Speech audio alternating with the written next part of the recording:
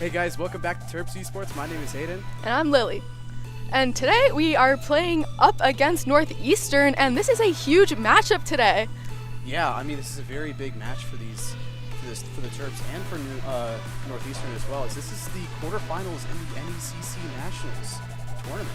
It's very big. I mean, so far this team has already won NECC Midwest Championships, so they're a championship contending team. So this is a very, very big event for them. Yeah, huge game. They do not want to end their season right here. They want to keep it going for as long as possible. And since today is such a big game, we do have clips and stats to go into just to review how the season has looked as a whole for this team. So heading into our first player, we're going to take a look at Eugene first.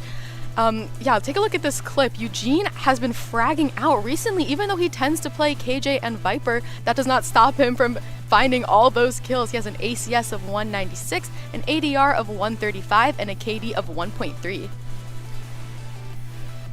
Yeah, like you said, Eugene is the prime defensive player of this team, and to be able to see those stats, especially having a high ACS as a defensive character, is really good. I mean, you see how skilled he was in those clips. It's just it's easy for him. Yeah, I think we're gonna see some cool stuff out of him today for sure.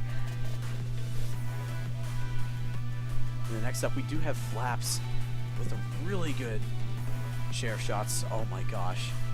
Those share shots are just right where they need to be, and the spray transfer, just amazing.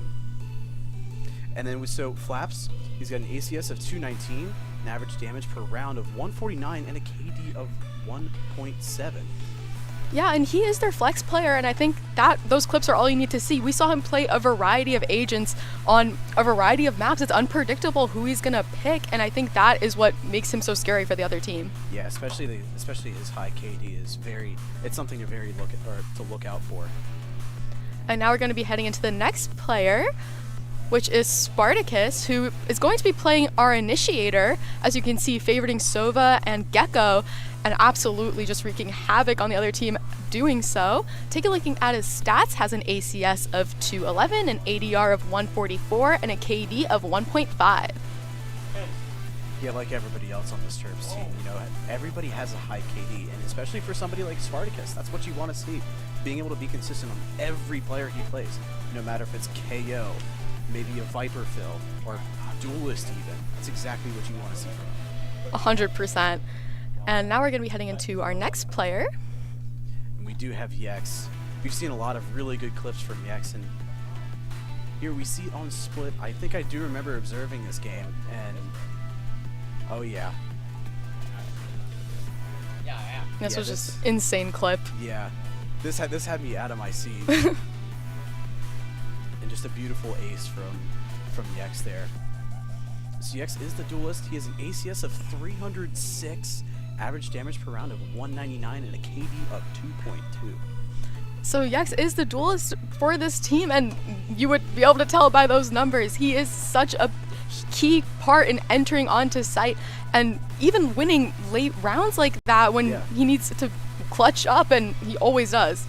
Yeah, and I mean the fact that Yex has such a high ACS, meaning he's getting these early round kills, and he's getting on site, he's using his util, and yeah, what more can you say?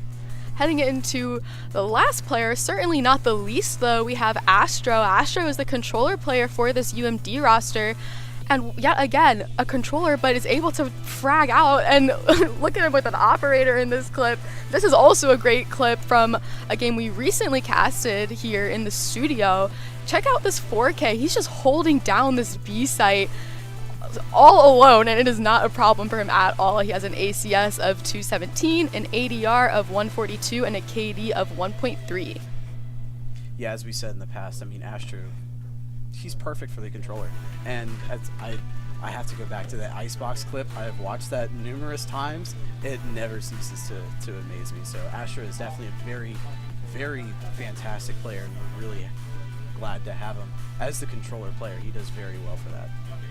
Well, we hope those clips got you excited to watch this game. We have an amazing high-stakes game ahead of us, so make sure you guys tune in after the quick commercial break. And I think by the end of the season, like now, we play together, everyone kind of jokes around a little bit more, and kind of shines their natural ray. We're excited just to see them play better as well. With the middle school program, the best part has been seeing the moments of teamwork where the middle schoolers really seem to get the game, and so that's when you can see they're starting to get a little bit hooked on how esports can be so fun. Walk game, or will Red turn things around?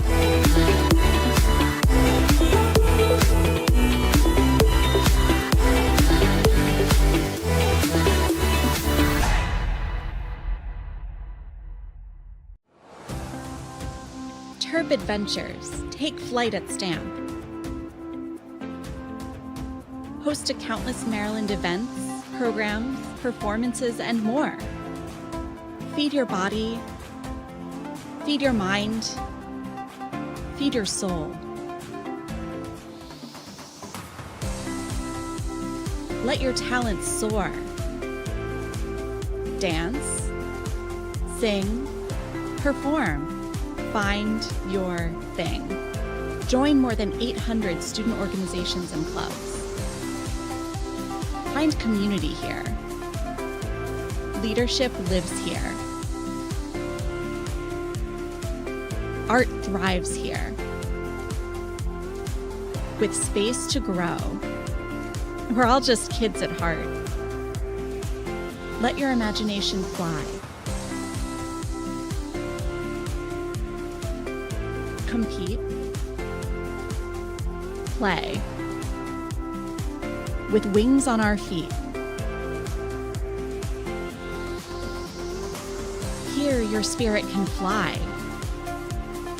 Here your soul lifts up. Here you remember those who came before. This is STAM. This is the center for campus life, where Terp Adventures take flight. You belong here. Come fly with spirit can fly. Here your soul lifts up. Here you remember those who came before. This is STAM. This is the center for campus life, where Terp Adventures take flight. You belong here. Come fly with us.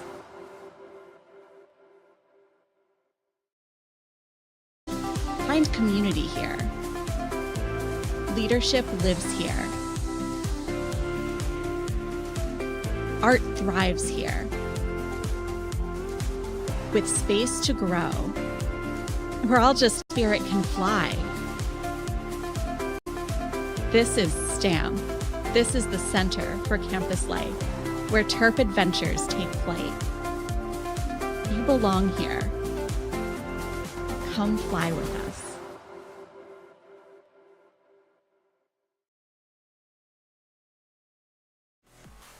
Hey guys, welcome back. We are already in the game. The action has already begun, so we're gonna get back to that game as quickly as possible. I believe the Terps are in the lead last time I checked. I think it's Oh, it is not the. Yeah, it is Northeastern, but and looks like Northeastern was able to find yet another round, so they're gonna be put at 3-0. And we didn't get a look at those first couple rounds, so we don't have too much to say about those yet. But we'll just start it as start fresh now. Yeah, I mean, so far already going into Ascent, we do see an op come out from the Northeastern Jet already, being very aggressive with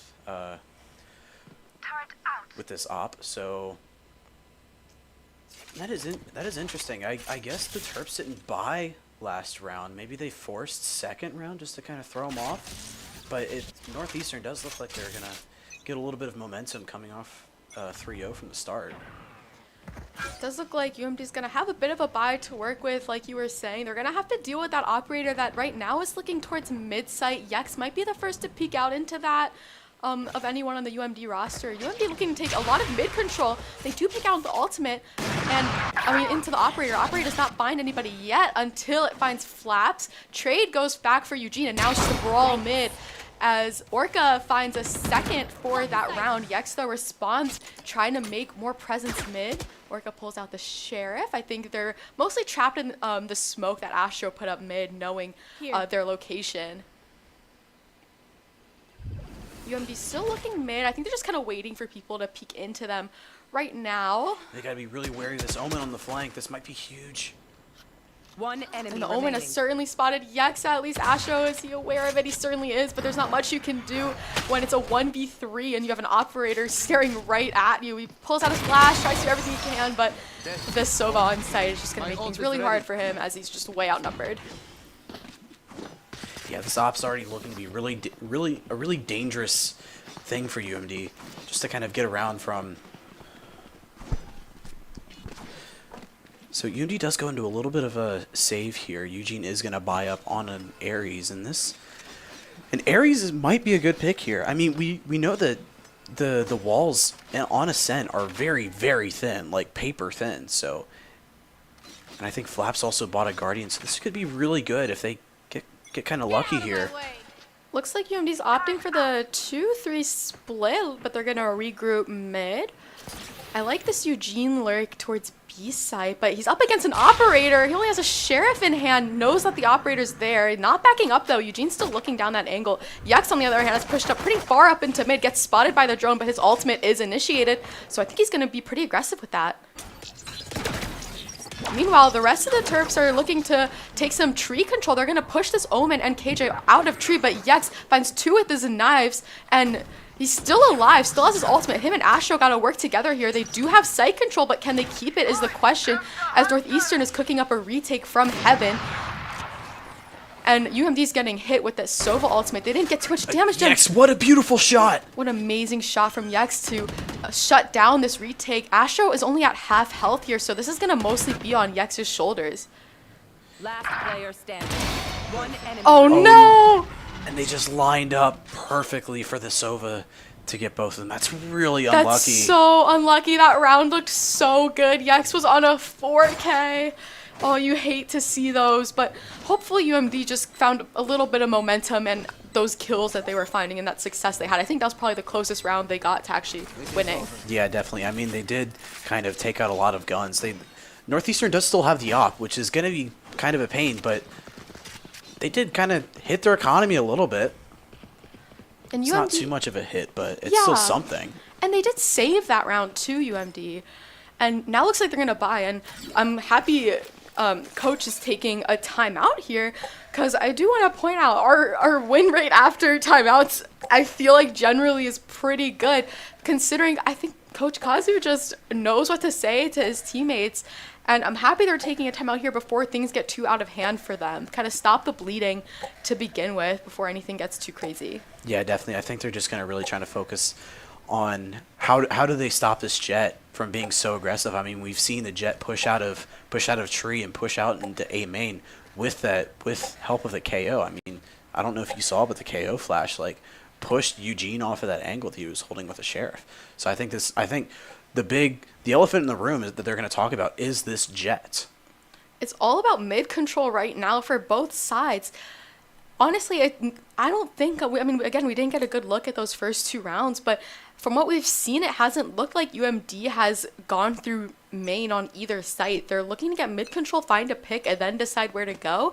And with that Jet being placed mid with an operator, it's made things so hard for them. So I wonder if they're going to continue to stick to that game plan or decide to regroup to a specific site and ignore mid for now.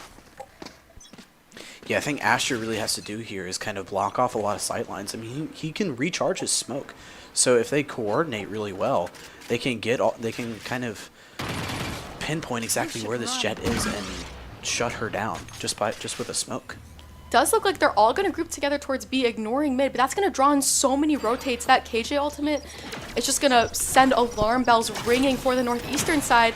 The Jet gets flashed off of that angle and detained. So Yex has made his way out onto the site, and the rest of his team is soon to follow, but I feel like there's going to be such a big fight here in CT, and especially Market. Look how many Northeastern players are Market. Spartacus finds eyes on one, cannot find the kill. Flaps does find one, though. Yex also finds one for himself, but Spartacus does get taken down. And Astro, what a beautiful shot from Boathouse. And now things are at a little favored numbers-wise from the UMD side because I don't think they're going to get this res on that KO. Eugene has to be aware here of Ionized, and he's not quite there. Ionized is going to initiate his ultimate. This is an expensive round for the Northeastern side. Investing that ultimate, Yex has eyes on it though, knows the KJ is there, and finds that kill to bring UMD their first round win of this game. Yeah, it was a very good ult from Eugene there, and that was really patient from the UMD squad, just waiting for that ult to go off, and even just waiting a little bit more just to get on site. I'm actually surprised the KJ decided to use that ultimate there. I guess when you have a bit of a lead, you don't really consider saving that ultimate, and you kind of just want to use it to increase your lead. But I think, you know, now without that ultimate, it makes retaking very hard for the Northeastern side. And speaking of saving, Northeastern is on a little bit of a broken bye here. They don't have access to the op anymore, but they do have access to the jet knives, and I think 2, maybe 3 vandals. Jet knives are going to be placed mid. They spot Flaps, does a bit of damage to Flaps, but Flaps just holds on to his life. He's trapped in this corner now. Molly's going to push him out even further, and eventually Flaps does fall mid. He loses a spike, though, with him. Now UMD has to get a control of that spike, and the only way they're going to do it is through mid. Yex gets spotted by that Sova drone, and he's tagged, so his location is completely up for grabs for anybody on the Northeastern side. And things are really quiet mid for now, but UMD's just somehow creeping up unscathed. I don't know why Northeastern isn't paying more attention to all these UMD players clumped up towards mid. Looks like they're going to try and hit B site, as it looks like that's where Eugene is stationed. And finally, they get eyes on the Terps, who are mid. Eugene pushes up but gets picked off, and now that's the spike down for a second time. Yex, though, finds that trade for Eugene, and the Sova such low HP, Spartacus might be able to get him here just by a wallbang. That is, if he's aware of him. Hopefully he doesn't push through that smoke, because he's going to get double swung. Ooh, that was very, very risky there from Spartacus, but Yex in a good position, but not good enough. Everybody else is on the Northeastern side is in A main. And UMD just doesn't have spike, and that they're going to lose this round because of that. Time is ticking down, and they just lost control of the spike one too many times. I believe it was twice that round they had to go back and fight for that spike. So that's something they got to work out in future attacks. Yeah, definitely. I mean, so far Northeastern looks like an impenetrable wall on defense, and UMD's got to do something to get through this. I think it's all about leaning into Yex as a duelist and Spartacus as an initiator. I think those two have really good chemistry together, like when they decide to take a site, and I like that they're deciding to hit site and not look mid as much, as it does look like they're trying to hide A main. Yex opens things up, gets that jet down. That's a huge pick for the UMD side. Will the rest of his team be able to follow up? Spartacus pops out his flash. The combination we're seeing in action. Yex not aware of this person sitting in that tight corner. Eugene, though, is able to get that trade in for his teammate. UMD has a numbers advantage right now. Looks like they're going to be able to get spiked down without much of a problem, and they're going to force Northeastern into a really disadvantaged retake. Yeah, this KJ lurk from Tree could be really big, but they know exactly where KJ is. Yeah, Astro has eyes on that with a Bulldog. Astro finds one for himself, and Flaps finds that other to give UMD their second round win. Yeah, and this is pretty big because UMD can hold on to four guns now, so they're very well setting up their money and economy going into these next couple rounds. But they do have to be wary of this op again. Yeah, this op has just caused so many issues from them, and this Jet keeps repurchasing it every time. I think this is the only gun we've seen them with, especially after missing, you know, the beginning of the game. As soon as they could, they purchased that operator. UMD grouping up towards B site yet again. Looks like there's only 2 defenders there right now, so this is a good decision just numbers-wise for them. They get mollied off, but I think Spartacus and Yex are going to try to make their way onto site. Spartacus gets picked up, but he is in his ultimate, so he might be able to get res. Astro gets traded, and yes, the res does come through thanks to Eugene. They're going to all group together through lane here. Spike down. B. And there's just so many trades going back and But forth. they don't have the spike. Yeah, once again, they don't have access to that spike, and they're going to have to fight for it. They have no other choice here but to push into these players. One enemy remaining. Yex gets taken down from Boathouse, and it's all up to Eugene somehow, who has to... I think he's just going to have to kill both of them here if he wants that spike back. It's all about mind games at this point. He's being really quiet, trying not to give up his location. He's going to have to swing, and the angle is just not in his favor. The numbers are not in his favor, and that round looked pretty okay for UMD to begin with. But again, as soon as they lost the spike, it all fell apart. Yeah, they've got to be really careful who they give spike to and where, where they could potentially get shot from. Because I mean, they've lost spike once in mid, another time in A main, and they lost spike that round. So they really got to be careful about when spike is going to be entered into a lot of these choke points. Does look like UMD is going to go back to their 3-2 split. Spike is going to be placed mid again in Flaps' hands, and Flaps almost gets picked off by that operator. They have to be aware that the operator is watching that angle every single time, and I think they were able to smoke that off now. Hopefully that's going to make things a little bit easier for the UMD side. Enemy tag. Flaps sends a drone up into down, tree, mid. but he does get picked off, and there is not a trade to follow up. So UMD numbers down with Yex also falling. It's going to make things even worse. UMD just trying to find some kills mid, and Eugene is able to balance things out a little bit, finds two, knows that Jet is there. He's just going to spray. Oh, not quite able to find that Jet, and UMD is losing by a considerable margin now. They got to start to turn something around this half if they want, to make things any easier for them on the defense side.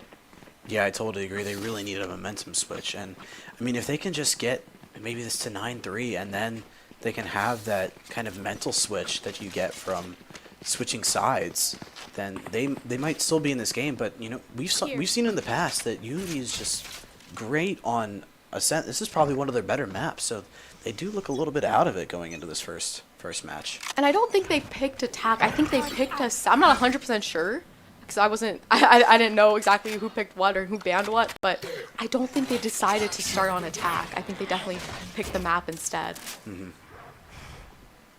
Yeah, that's probably looking what the case is, which is not bad, but it does kind of work around the mental, how well you can stay mentally okay for the first half, and then you're good for the second half. But a lot of Terps are falling.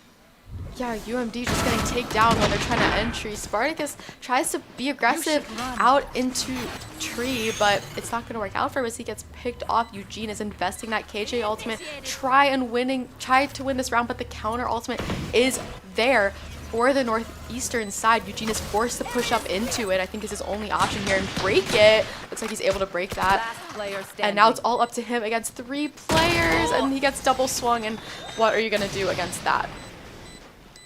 Yeah, it was a very smart play by the KJ to counter ult that and force both Yex and Eugene into some chaos. And I'm sure UMD is Last just round really before the hoping they switch. can win this last round, make it 9-3, just get any rounds that they can onto the board, and try and think about how they're gonna set up a defense. It has to be a perfect defense if they want to come in with this comeback. Yeah, and like we've been talking about, this Jet has been super annoying for UMD, but the KJ has also been really, really annoying. I mean, the Jet was, I think, a 7-5, getting a lot of impact frags, but the KJ is doing a lot of the work too on defense. Oh, Yex pops his ultimate, but gets shot down by this Spike operator. That was a down, B. great shot from the Jet on the Northeastern side, but that is UMD's duelist taken down, and also one of their initiators. They do have 2 initiators, so not all hope is lost, but that is their second initiator taken down. All up to Astro and Eugene yet again, just sitting main, trying to find a pick or two, and they're going to get flanked shortly, or they're getting cornered by this KJ who's mid also. So their options are very limited. They're going to have to start finding those picks soon. With Eugene getting taken down, it makes things even harder. Astro starts things off by finding one with a Guardian. TP's back out to safety, is aware that there's one behind him actually, and he's going to peek out into them, but just doesn't have his gun out at the right time. This game is looking to be out of the hands of UMD here, but it's still not over yet. It's not over till it's over. Yeah, and a lot of people do find defense on Ascent easier. I'm hoping UMD certainly does anyway, because, you know, typically it is a more defense-sided map. So hoping UMD can just gain a little bit more confidence after they start winning a couple rounds on the defensive side. Yeah, I mean, if they're able to get this pistol round, if they're able to win the pistol round and win the bonus round, I mean, that would really set them up. I would put them at 10-4, and then they just have to kind of keep snowballing from there. Yeah, it's all about momentum. We saw it on the Northeastern side. They just went on runs of winning rounds. There were a couple rounds here and there for UMD, only 2 of them, but other than that, momentum has been completely in their favor as they try and quickly make their way onto A set. UMD already looking like they may have to retake this. Most of the UMD players are gathered in towards Heaven. Spartacus, Yex, and Eugene looking to make some chaos there in Heaven. Yex finds one for himself. Flaps does get taken down. Spartacus is there to get that trade, though, so things are looking pretty even on both sides. UMD pushing through on site. Eugene comes in huge, finding 2 onto Heaven. Spike is not down, and suddenly the tables have turned. This looks very reminiscent of what Eastern was doing to the UMD side. And Astros just knows the positioning of this last remaining Northeastern player. And I think UMD is not too eager to start any fights there. Just kind of hold Spike, play the smart. You don't want to throw away this round when you have such a numbers and positioning advantage on your side. Astro able to get the last kill there. That was very aggressive from Northeastern, just not letting go of that W key. But UMD was able to contest the site very well and kind of isolate who they wanted to fight. I mean, especially in that little replay we saw there, both Yex and Eugene were able to isolate those people in hell and able to kind of section them off from the people that were in tree. Even though the Sova got taken down early in the round just from bad positioning, but UMD was able to capitalize exactly where the errors in Northeastern were and able to contest the site and hold it. That is exactly the round UMD needed. Let's see if they're able to keep this going. Looks like Yex is planning to be aggressive outside of tree there. He backs off from that angle a little bit, but he has an outlaw in hand, so he's looking to take those long-range fights. And Eugene's already taken a quite bit of damage. Yex, though, finally finds success with that outlaw. He does get smoked off, though, by Northeastern. So it does look like he's going to try and rotate towards mid, where he might find another one. Yes, he does. Can he find a third? Looks like he's planning on holding that angle until he does. And I really do like this positioning from Yex because it's stopping any mid movement from Northeastern. You have to get through him if you want mid, and that is a hard ask considering who you have on that outlaw. Shadows traveling. Looks like the rest of the Northeastern players are going to look towards A site, and what is happening? Oh my goodness, Yex might have an ace here. And Yex does pull away with the ace. Really good job at just using the outlaw to its fullest extent. Yeah, I think he gave Northeastern a taste of their own medicine with that Jet, who was playing in the same exact spot with another long-range weapon. He said, hey, mine works too. Yeah, I mean, Yex, he's definitely going to work something with the op. I would not be surprised if he pulls out the op in the next couple of rounds. I think that's probably his goal, just so they can get back in this game. Yeah, since Outlaw worked out so well for him, I wouldn't be surprised either, especially if he was sitting in that same exact spot. Shutting them down.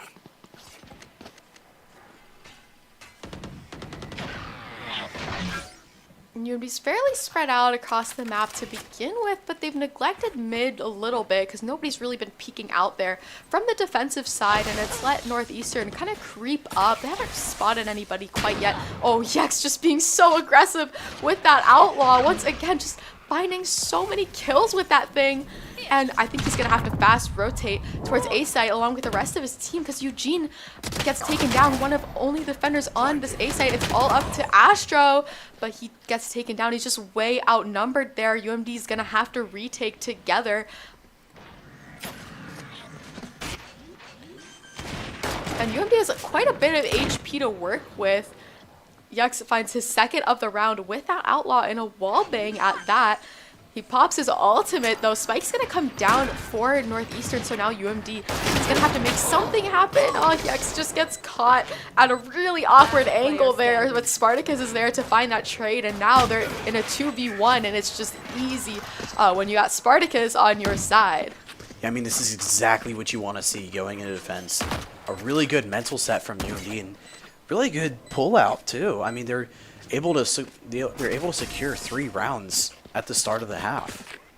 Yeah, that's exactly the start you want when you switch halves. You know, if you had a bad attacking half, you have to win these first couple of pistol rounds, eco rounds on the defensive side. And now their economy should be looking great, and they don't really have any ultimates yet, but you know, stay tuned and look at this score. Look at the kill feed. Honestly, like 21 and 11 for Yux. He's just been popping off this half, especially. Yeah, and it's kind of surprising that he doesn't buy an op this round. I guess, you know, he went for the Phantom and he does get 2. So confident from Yux. He does get taken down though. Spartacus finds 1 and is staying mid, holding his ground down to 1 HP, but man, he found his, and Flaps pushes up to clean things up, and look at the kind of emotional shift we've had in the studio. Suddenly all these players have smiles on their faces. You can tell they're feeling a lot more confident than they did in the first half.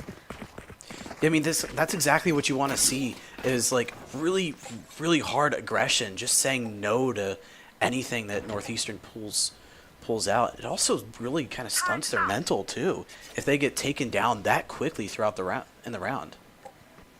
And UMD's creeping back into this thing 10-6. They're only 4 rounds away from tying this thing up. If they just keep doing what they've been doing, that's completely plausible. And now Yux has an operator. We've been waiting to see it. Let's see what he's able to pull off with it. Spots 1, misses his first shot, dashes away back to safety. But it looks like Northeastern's trying to push him pretty aggressively, but he's not backing down too far yet from holding that aggression. You know, Spartacus and Astro are going to be met with most of the Northeastern team, especially Spartacus. This treat push is going to be really, really hard to defend. I like this positioning from Astro too. I think he's going to be able to catch this Omen by surprise if he plays his cards right, and yes, he does. He does. That's huge. But now they know where Astro is, but it doesn't look like he's care too much as they're blind and they can't even see Astro. Astro's continuing to push up onto site. And Spartacus, who's actually playing on site, finds 1 for himself too. Ionized though, able to take down Astro, but they're in a 1v4 here, and the spike is not at all in their possession.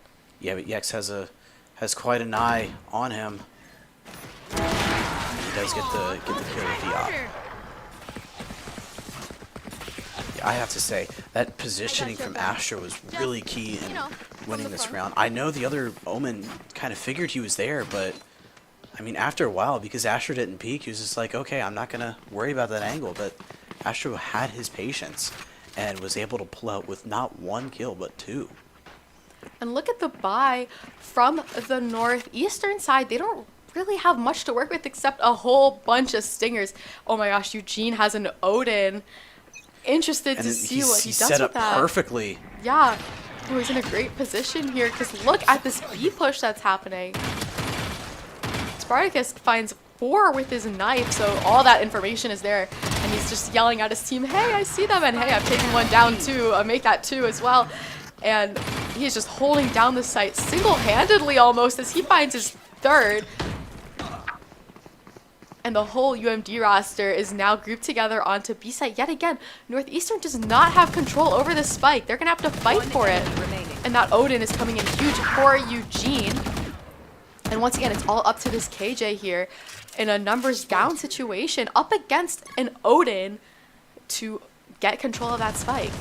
Yeah, I mean, as we've seen from UMD in the attack round, they lost Spike quite a lot, but now it's switched. Oh, they're just gonna try and double swing this. Eugene is not, HP is not looking good, so I think he's gonna want to try to hold on to his Odin and leave this up to Yek for his operator. Like you said, it's very weird because suddenly everything we're seeing are the exact same kind of mistakes and issues that UMD was having have translated on the Northeastern side, losing control of Spike, getting picked off as soon as you try to entry site, losing mid control. Those are all things that Northeastern has struggled with. Yeah, and I mean, it doesn't seem like Northeastern has an answer to Yex's op, really. I mean, Yex has been capitalizing so much off of his op. He's been getting so many impact kills and frankly some really early kills, especially holding down mid and locking down mid for basically every round. And now we have a timeout on the Northeastern side. And that's going to also give UMD an opportunity to step back and say, hey, what's been going right for us? Like, let's just keep doing what we're doing if it's working. And, you know, predicting what Northeastern is going to try to switch up.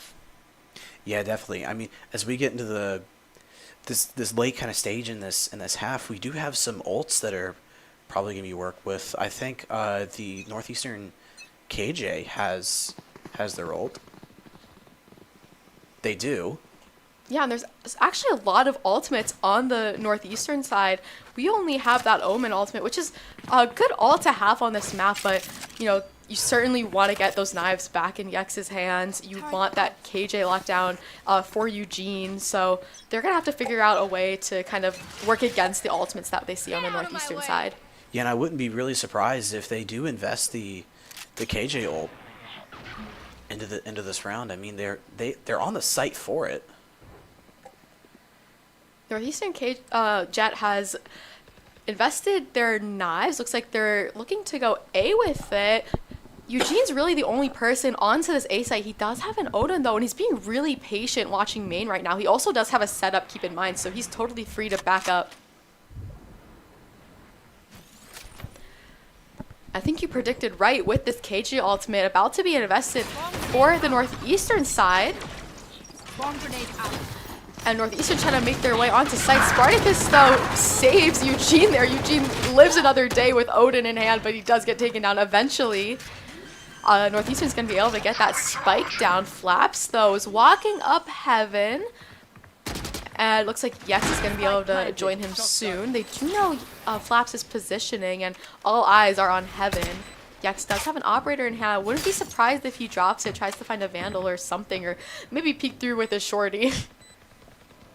I think a Shorty would be great here, actually, if Omen decides to peek into Yex. Oh, gosh. Last player standing. And Flaps gets taken down. That's going to make things increasingly harder for Yex. He gets things started off with one pick, though. Pulls out the Shorty to find the other one. He knows the positioning has to be hell. Oh, and Yex does get the kill! Great job from Yex, making it look easy. He did not look like he was sweating at all. He just knew exactly what to do there. Knew exactly when to pull out that Shorty. Just great job from Yex. Yeah, and I mean, based off of where Spartacus died from, I'm pretty sure he was calling out hell, hell, hell. And that's exactly in... I mean, Yex did go check truck to make sure that he didn't get a timing, but it was just... It happened so fast, and I mean, Yex is just prepared for that. That's what he does. And great use of util for Yex, too. Those smokes honestly won him the round, being able to hide in his own smokes and just get a weird positioning on that Omen. And now UMD's really one round away from tying this thing up. Yex almost has 30 kills. Fast A execute from Northeastern, but their lead duelist does get taken down by Eugene. The trade does come through, though, and now A site looks like it's completely free for Northeastern. They're going to be able to get bombed down without much of an issue. It looks like KJ Ultimate is invested this round, as looks like it wasn't in the previous round for Northeastern. UMD grouping together all towards heaven for the most part right now. Yeah, Northeastern just looking to stall some time with the KJ ult. But Spartacus is the first to drop down, and he pays for it, gets taken down as he tries to find a pick. Hell, doesn't work out for him. And Yex has to be aware of this person mid. And Spike is just taking down. UMD's gonna have to do something fast, and UMD just all found their individual picks. Suddenly, this KJ smoked off, and they're just in a terrible position this round. And this round just might come down to the wire here. Oh no! KJ was able to just spray through that smoke. I'm sure his teammates were pinging like crazy on that Spike, but close round for UMD to lose. Yeah, I mean, even though Northeastern did win that round, they still invested a lot of ults and guns into that round. They lost all of their guns, so they might be set back in terms of economy for this round. But I mean, UMD has already built up such a good economy from their comeback. I mean, they've went, I think, 7-0, so they've really been able to kind of stack up, and I think they're sitting fine. You're exactly right. Northeastern invested their KJ ultimate into that round, and they had to buy up, so their economy is certainly really fragile right now.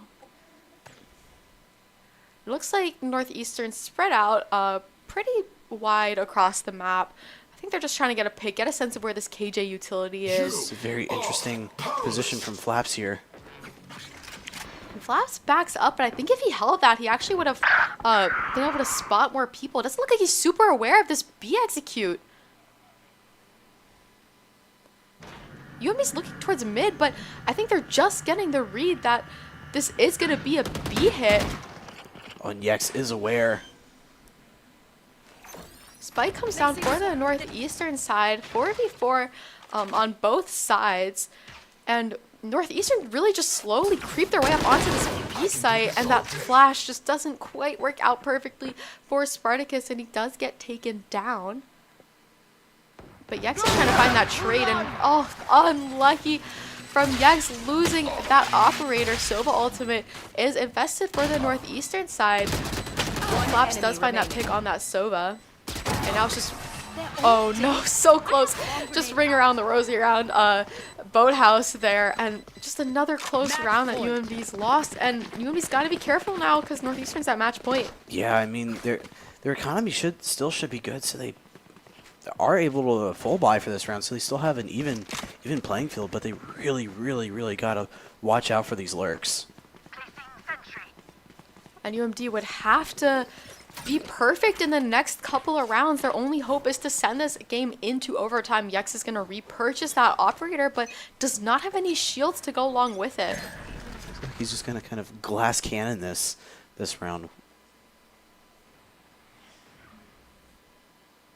And this time it looks like Northeastern's trying to make take a lot of control of mid. Maybe regroup towards this A site. Yex gets things started, finding one pick with that operator without taking any damage at all. Spartacus is also there to back him up in tree. Yex finds yet another with that operator. Is able to fast rotate towards A site and catch Northeastern off guard. I don't think they were expecting that operator to be positioned there quite so soon. They do have the read that KJ is mid, and they're continuing to push up, and Eugene's utility is just going to give them so much information about that KJ's positioning. But I don't think they really know where that Spike is right now, because look at this Omen. He's just running up towards the B side. Eugene has got to hear him by now. It looks like he's trying to hold this really aggressively. One enemy remaining. Eugene gets that Spike down, and B. now it's up to this KJ to regain control of that Spike. Smokes come down from Astro to help out Eugene. And UMD still is looking really spread out. They're trying to corner this KJ. KJ finds the first pick though, but Spartacus able to hold a really good angle there and catch him by surprise. Yeah, very well done. Just not letting the KJ get any space or getting close to the Spike at all. And beautiful stuff here from Yex, and really good shots from him, really creating a lot of impact with his op. Even though he had no shields, he still had full confidence to peek heaven or peek from heaven and get a kill. And his positioning was key there. As soon as he found a pick mid, he rotated quickly towards A site, and it worked because Northeastern was really not expecting that operator to be sitting A heaven that quickly. Flaps uses his ultimate, finds one with his ultimate. That's gonna slow down any B progress, with the exception of this KO, who gets picked off fairly quickly, and now the Northeastern just calling for a fast rotate off of this B site. UMD has that read, it looks like, as they're trying to get control back towards A site.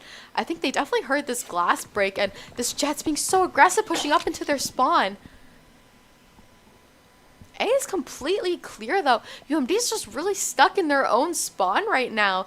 I don't know if they know 100% where Northeastern is. I think as soon as they hear the spike come down, they're gonna get the idea, but this positioning is just really awkward for UMD. Yeah, but it is a 4v3 here, so UMD obviously has the advantage here coming into this retake. It looks like they're trying to play numbers, like you said, just trying to all stick together, just overwhelm them with utility and numbers, honestly. And it looks like everyone's gonna push, jump down from heaven, peek out into hell. Astro finds one, and Eugene just wallbangs through hell, and what a great retake from UMD. Like you said, I think that exactly was their game plan, just to regroup, wait together, wait till that spike was planted, and just overwhelm them on site. Yeah, I mean, if you're in a 3v5, you really can't really afford to have any lurkers go around anywhere. So I think the UMD really kind of predicted that and said, okay, let's just wait for spike. Let's be patient, because guaranteed all three of them are going to be on site. And look what happened. All three of them were on site, and they were able to retake the site almost perfectly. And now UMD is just one round away from sending this thing into overtime. This is such an important round for them, and they have so much money to work with. They have 2 ultimates as well. So this is going to be just such an important round. How will they play this out? You should We're run. in a 3-stack A site, which is the correct call, as Northeastern invested their KJ ultimate there. That, it looks like, is where they're going to plan on hit now. 3 of them, though, are coming in from tree. Yex finds one with that operator, but he gets detained, and he's going to have to back up. Astro's just kind of sitting there to protect him a little bit. Spike does come down for the Northeastern side. UMD still has all 5 players alive to cook up some sort of retake, and if it's anything like we saw in the last round, they're able to be really coherent on that retake. Astro and Flaps both find one apiece. But the Sova's being really aggressive out into tree. Doesn't work out for them though, and we are going into overtime. Who would have thought in the first half that we would be here right now? Yeah, I mean, it looks like completely out of the hands of UMD. I mean, they were down 10-2 at the half, and they were able to pull it back to send it to overtime. They just got to be really careful about these attack rounds, and I mean, they seem really solid on defense. So if they're able to win one of these attack rounds, and oh, that Jet purchasing an op again. Yeah, it's like you said, it's all about who wins their attack round, as we can see both sides definitely finding more success on the defensive side. So it's all about who can come through on attack here, and I actually really do like that UMD is the one starting on attack, because if they win this off the momentum that they've been having, they're going to be in such a good position. Oh, I totally agree. I mean, the momentum and confidence going for the UMD team here, I mean, it's got to be through the roof. You just came back from a 10-2 deficit. Eyes on target. I mean, look at Yex, 32-15. If he's not confident, I don't know what confidence is. And by the way, he's playing, looks like he's confident as he gets things started off, being really aggressive onto that A site, not slowing down at all. UMD has controlled A site, but Bond is not down yet. Eugene's gonna get onto site and get that thing planted as soon as possible. This Jet on the Northeastern side is just causing so many problems. Heaven and UMD in a 3v1 though. Ionize finds one. It's all up to Astro and Eugene here to finally get bombed down. Astro though hops off that plant in order to find that kill, and UMD, that is exactly the thing you wanted to happen. You needed to win the attack there. Yeah, and Yex is gonna buy the op too. I mean, I'm not surprised either Jet bought the op. I would almost expect Yex to buy an op here, because he's done so well with it. And Flaps buys the Odin. Oh, no, never mind. He refunded it. I guess he's just kind of like going through whatever gun he wants to pick, but The Odin would have been a pretty fun choice to see. I would have liked to see him with an Odin sitting on B, but Eugene buys the Odin. oh, okay. At least we got an Odin somewhere in this lobby. Astra, gonna smoke off, or no, it looks like actually that smoke come from the Northeastern side to try and block off UMD from mid. Flaps though sitting on lane finds one, and Eugene is there to follow up with that Odin in hand. Eugene coming in huge with the Odin, is just spraying through that smoke. Getting 3. Oh, such a big play from Eugene sitting into that smoke. I knew we were going to see some Odin action, and I'm happy it was in Eugene's hands because, man, he's just so good with that thing. And now UMD has complete control over the spike, and UMD takes that first game. Who would have thought? That was such a good comeback. Oh, my God. Yeah, and we see the players getting really excited. I mean, they should be really excited. That was a great game. What a comeback. Oh my gosh, UMD has so much to talk about, so much to be proud of after that. As you can see, the players, their faces just lit up in the first half. Things looked pretty dead in here, but man. You see smiles on all these players' faces. I mean, that's a really hard thing to come back to come back from when you're down 10-2 at the half, and everything might seem lost. But as soon as you get those first 3 rounds and you start snowballing, that's when it starts to get real. You're like, oh my gosh, we're in this again. Yeah, well, great game from UMD. Hopefully they're able to keep it going and close this thing out in 2. We'll catch you guys after the commercial break to see what happens next in the series.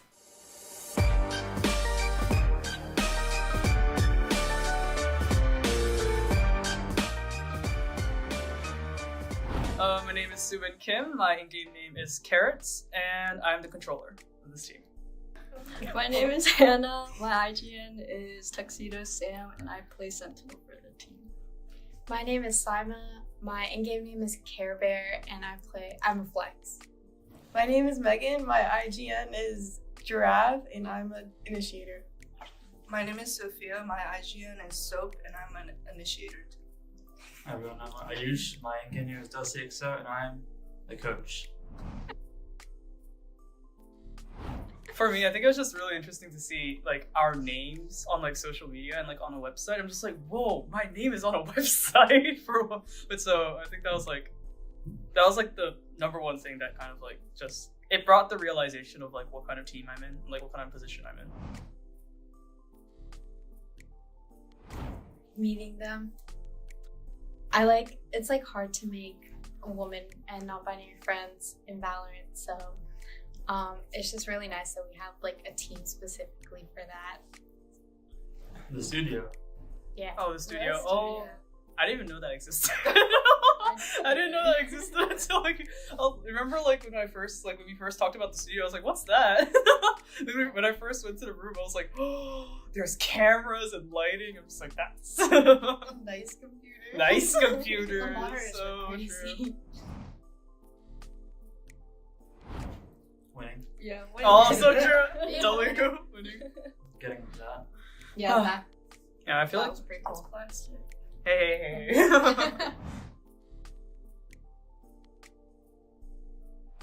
I would say supportive is definitely like Dusty and Rachel. Those two, just like making sure we had scrims down, making sure we had practice schedules down, like Dusty making sure like to pick out what we did wrong, just like, helping us improve. I think definitely. Yeah, Dusty's a very present coach, so very. It's like he's really reliable and helped us through the whole season. Thanks, team. Yeah, you'd even like schedule things for us, like organize all those schedules, help us map bands and like talk to them if realize if one of them was like unranked or something.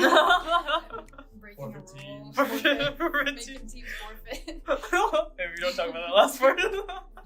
I would also say like our fans in chat, like on stream. True. So it was nice knowing W chat. And the haters. Oh yeah.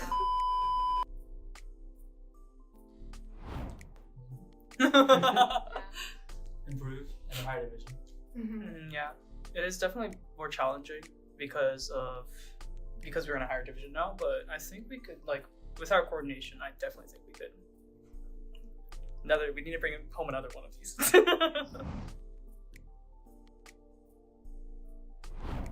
It feels great. Yeah. You guys know this is the first title That Terps esports has one. Wait, seriously? And by Really? women. Yeah. Oh, seriously? Oh, First time. cool.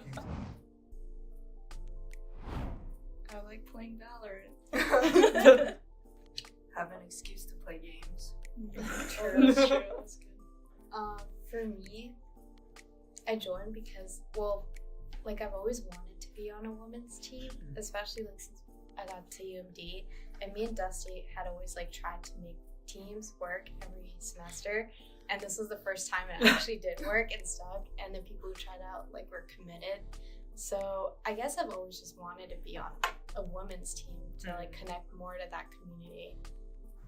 To make friends. So I had that gap, without a team for a while, and then I saw the form, and I was like, I really want to try this. This sounds fun. And then, yeah, I play Valorant too much.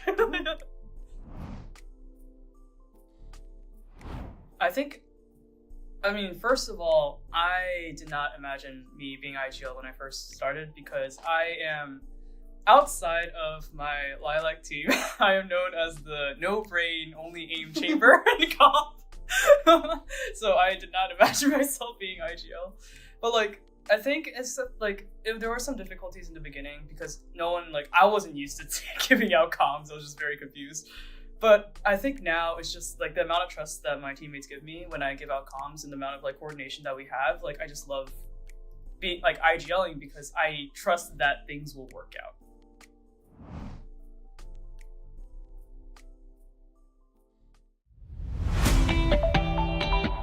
And I think by the end of the season, now we play together, everyone kind of jokes around a little bit more and kind of shines their natural ray. We're excited just to see them play better as well.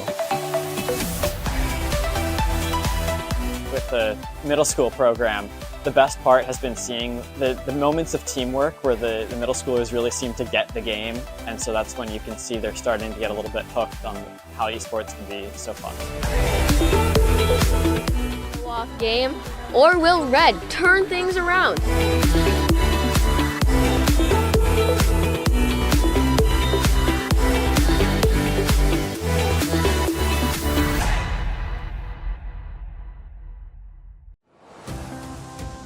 Terp Adventures take flight at STAM. Host to countless Maryland events, programs, performances, and more. Feed your body, feed your mind, feed your soul. Let your talents soar. Dance, sing, perform. Find your thing. Join more than 800 student organizations and clubs. Find community here. Leadership lives here.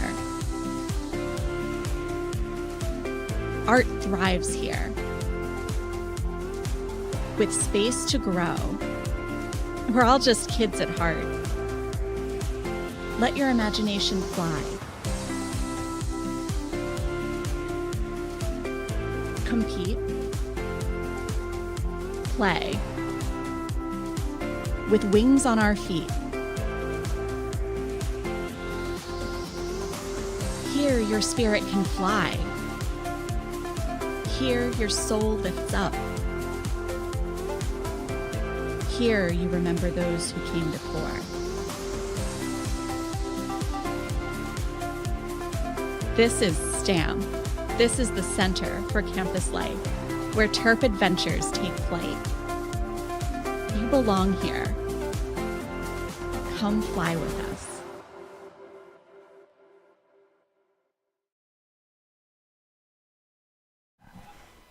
Hey guys, welcome back, and UMD's up 1-0, and we're gonna head into Lotus as the next map.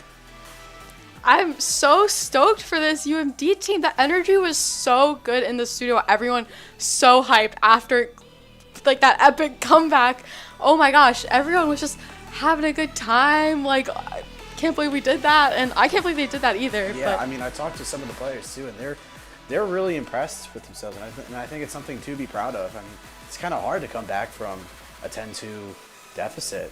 You need crazy mental to come back from that. So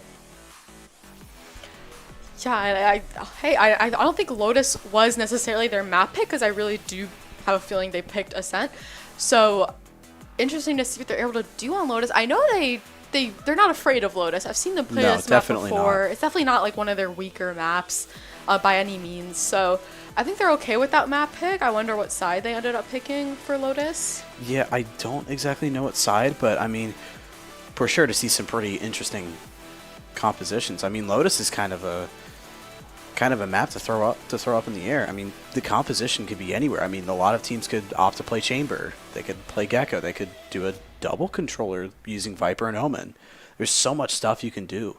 And the Sentinel too. You know, you can either use KJ or Cypher, and we do see the Chamber coming from Flaps. I know you're so excited right now. I am very excited. Yeah, I'm really excited to see also what what Flaps is able to do on Chamber. I am not a Chamber connoisseur, but I know you are, so you will tell us all about what Flaps is able to do on that Chamber pick. Other than that, all the other picks for the UMD side especially look pretty much like how we would expect them to look. Astro's gonna stick on that Omen. Gek's gonna keep sitting in that duelist position on the Raze this time. And I believe Spartacus and Flaps were both on Initiator. Well, Flaps is on Chamber. Chamber, sorry. Yes. And then UG. Spartacus, yeah. Spartacus is on the Sky, but we do have I think both teams are opting for the double controller there.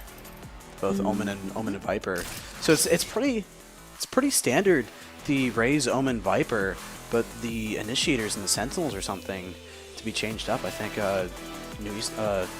Northeastern was using a Fade, and then we have a Sky, which should be pretty interesting to see. Yeah, Fade is a good pick on this map, I think, especially on C site. Her utility works really well for retakes and for entering onto site initially, like especially with the Eye and the Dogs, and those are all, you know, great pieces of utility to have on either side. So it'll be interesting to see how UMD responds to that.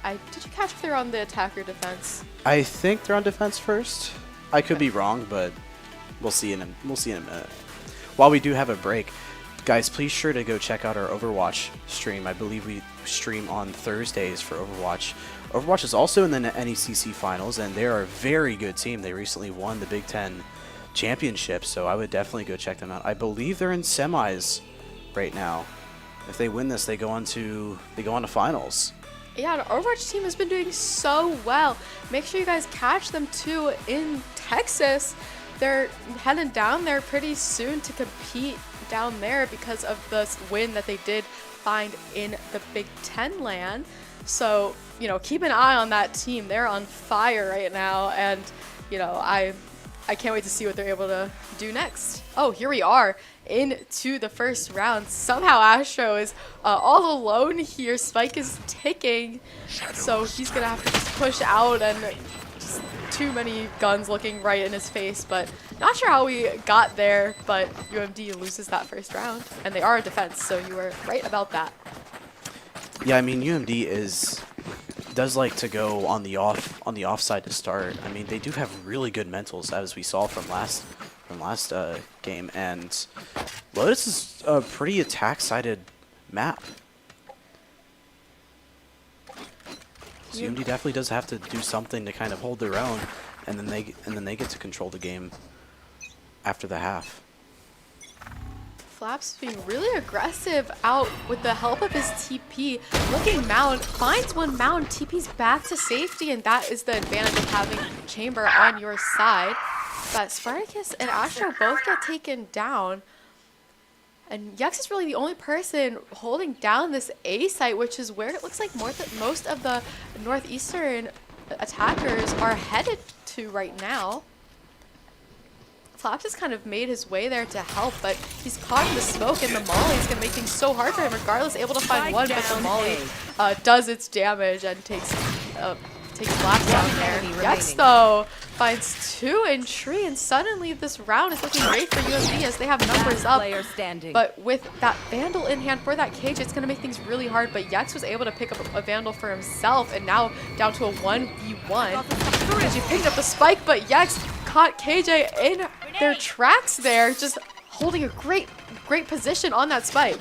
Yeah, Yex is just leaving no survivors as they push in the tree there. But I also want to talk about Flaps too. The beauty of Chamber is that you can buy whenever you want. It doesn't matter if you're on a save or on a buy, you always have his Sheriff. And Flaps is capitalizing so much off of this, getting that first kill. And Chamber on this map also is very good with his teleports. I mean, you have a teleport in Breakable, you have a teleport in Waterfall that you can play very aggressively with.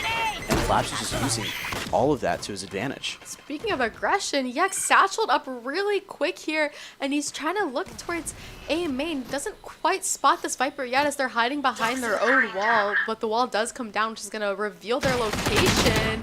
Yex able to find that pick, and no other Northeastern players are towards A side. Instead, they're looking B, and they're just dumping so much utility right in Astro's face, as Astro's really the only person on B side, but it doesn't matter as he's able to lock it down.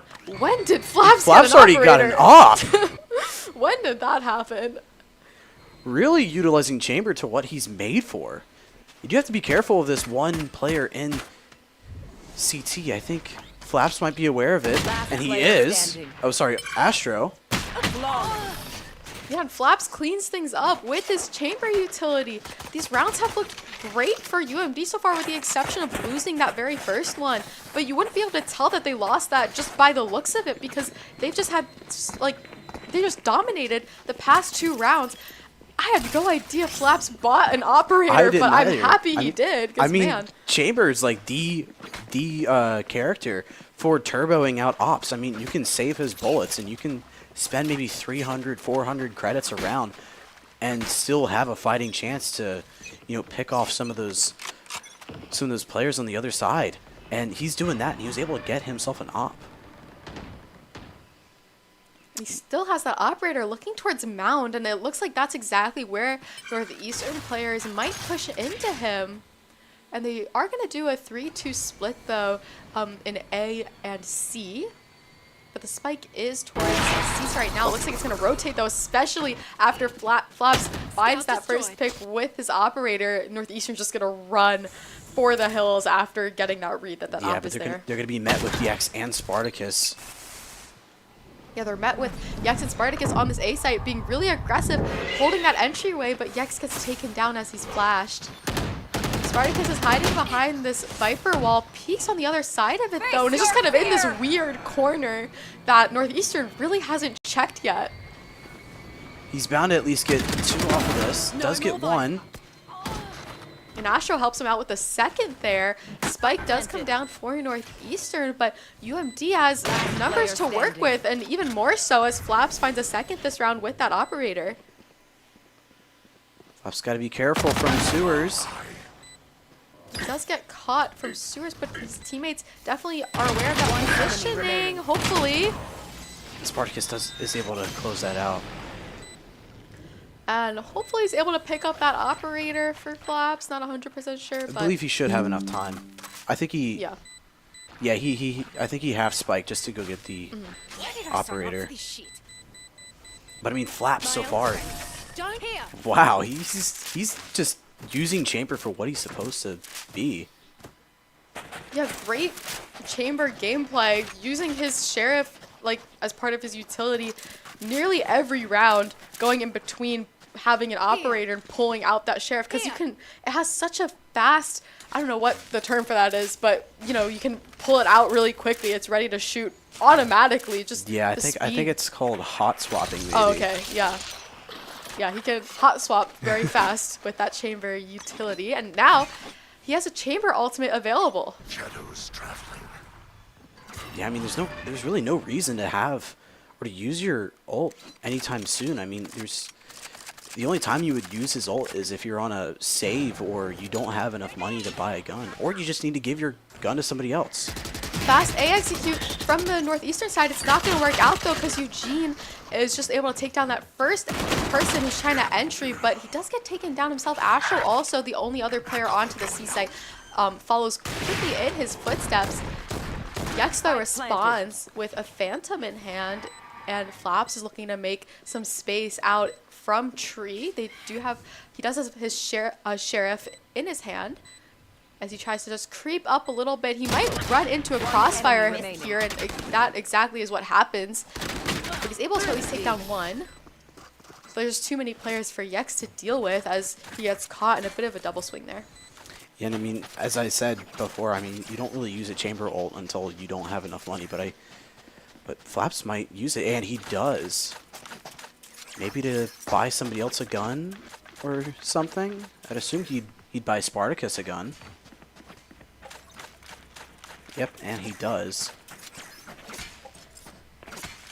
And Eugene has an Ares. I actually really do like that purchase because he's just been wreaking havoc with machine guns in his hand. And oh, looks like he sold it.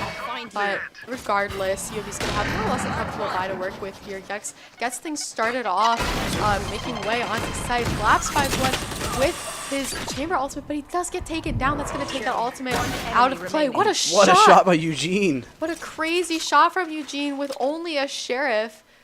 And now if there's only one Northeastern player, the Astro's going to run into them and just quickly flicks in the right direction. And that is another ground under UMD's belt.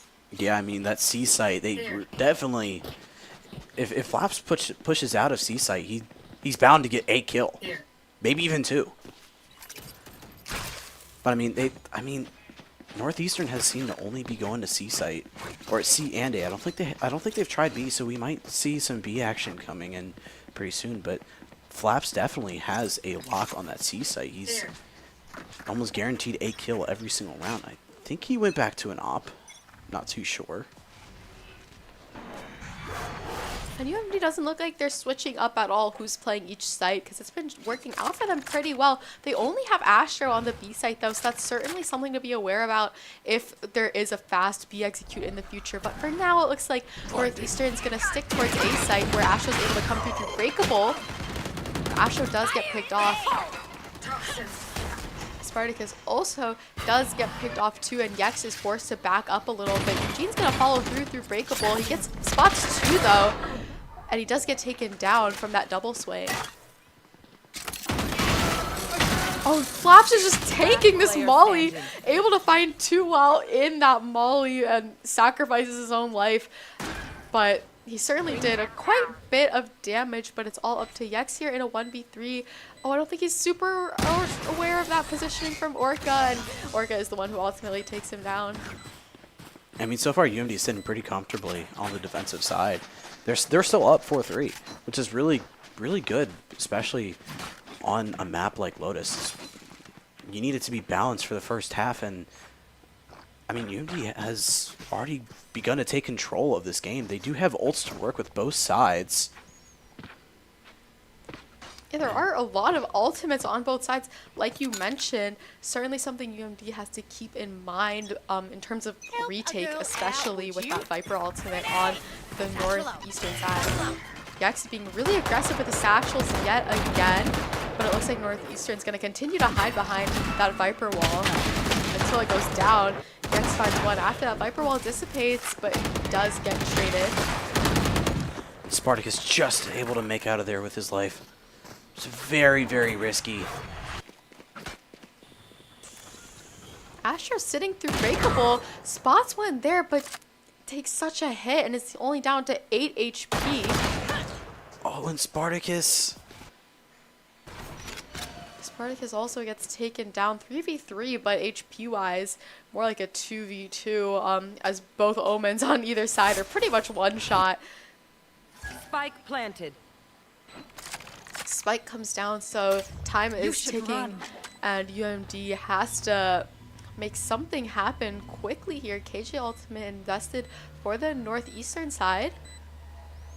Trying to buy them a little bit more time, as UMD is just gonna back up and not really try to break that, as they're not really in a great position to do so. Flaps pushes out through Heaven, gets picked off though, couldn't find one with that Chamber Sheriff though. Last player standing. And Astro just really does not have enough HP to work with at all. And Eugene is left alone onto this A site and way outnumbered to do much of anything there. No charges. Yeah, I mean, if you're Spartacus, you really need to hit those shots. I mean, I think that was a really big player or variable into the Omen just getting so much space and value. And if I mean, if Spartacus hit those shots, I think that whole round would have been a different story. I got yous, okay? Yeah, it's all about the players fighting winning their individual fights. As soon as UMD just forces 1v1s and they win those 1v1s, they are winning rounds consistently.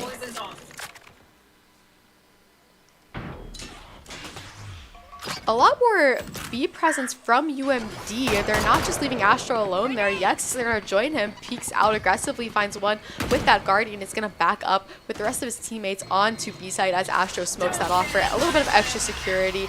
Speaking of extra security, Eugene invests that Viper Pit towards C side. That's going to deter any pushes from C.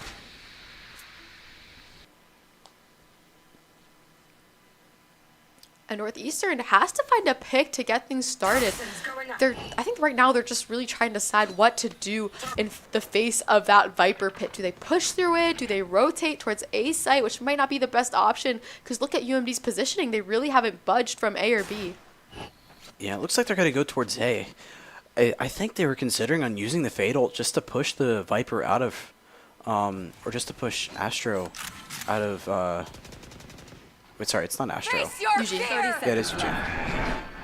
But they do invest the Fatal onto A site, as well as the Viper ult. This is a lot of util coming out from Northeastern, but Astro is able to spray through the Viper ult and get the fade. They just have to delay this plant, and the plant does come down though with the safety of that Viper Pit. Now UMD is forced. They have no other option but to entry into that Viper Pit, where all the Northeastern players are sitting inside of it right now. Oh, and they do get the Viper. That's huge. So lucky from Eugene spraying and getting that Viper. Pit's gonna come down, and now Astro throws up that smoke and tree, and Northeastern just has no other option here but to spray through Spike, and that can just be so dangerous when you're on the other side of it. The defuse is coming through UMD. Can it go all the way? Yes. UMD finds a much needed round win after Northeastern was giving them a bit of trouble, and things have been really neck and neck here so far. Yeah, I mean, that fight, especially in Tree, was very chaotic. I mean, UMD was losing lives, but they were able to just stick out the defuse there. I think they did lose a little bit of, or some guns in the process, but I mean, they still got the round win.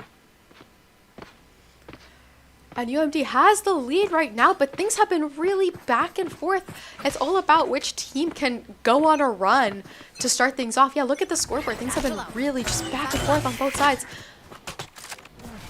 More or less the same play call from UMD and from Northeastern as well. They're consistently throwing up this Viper wall every single round, it looks like.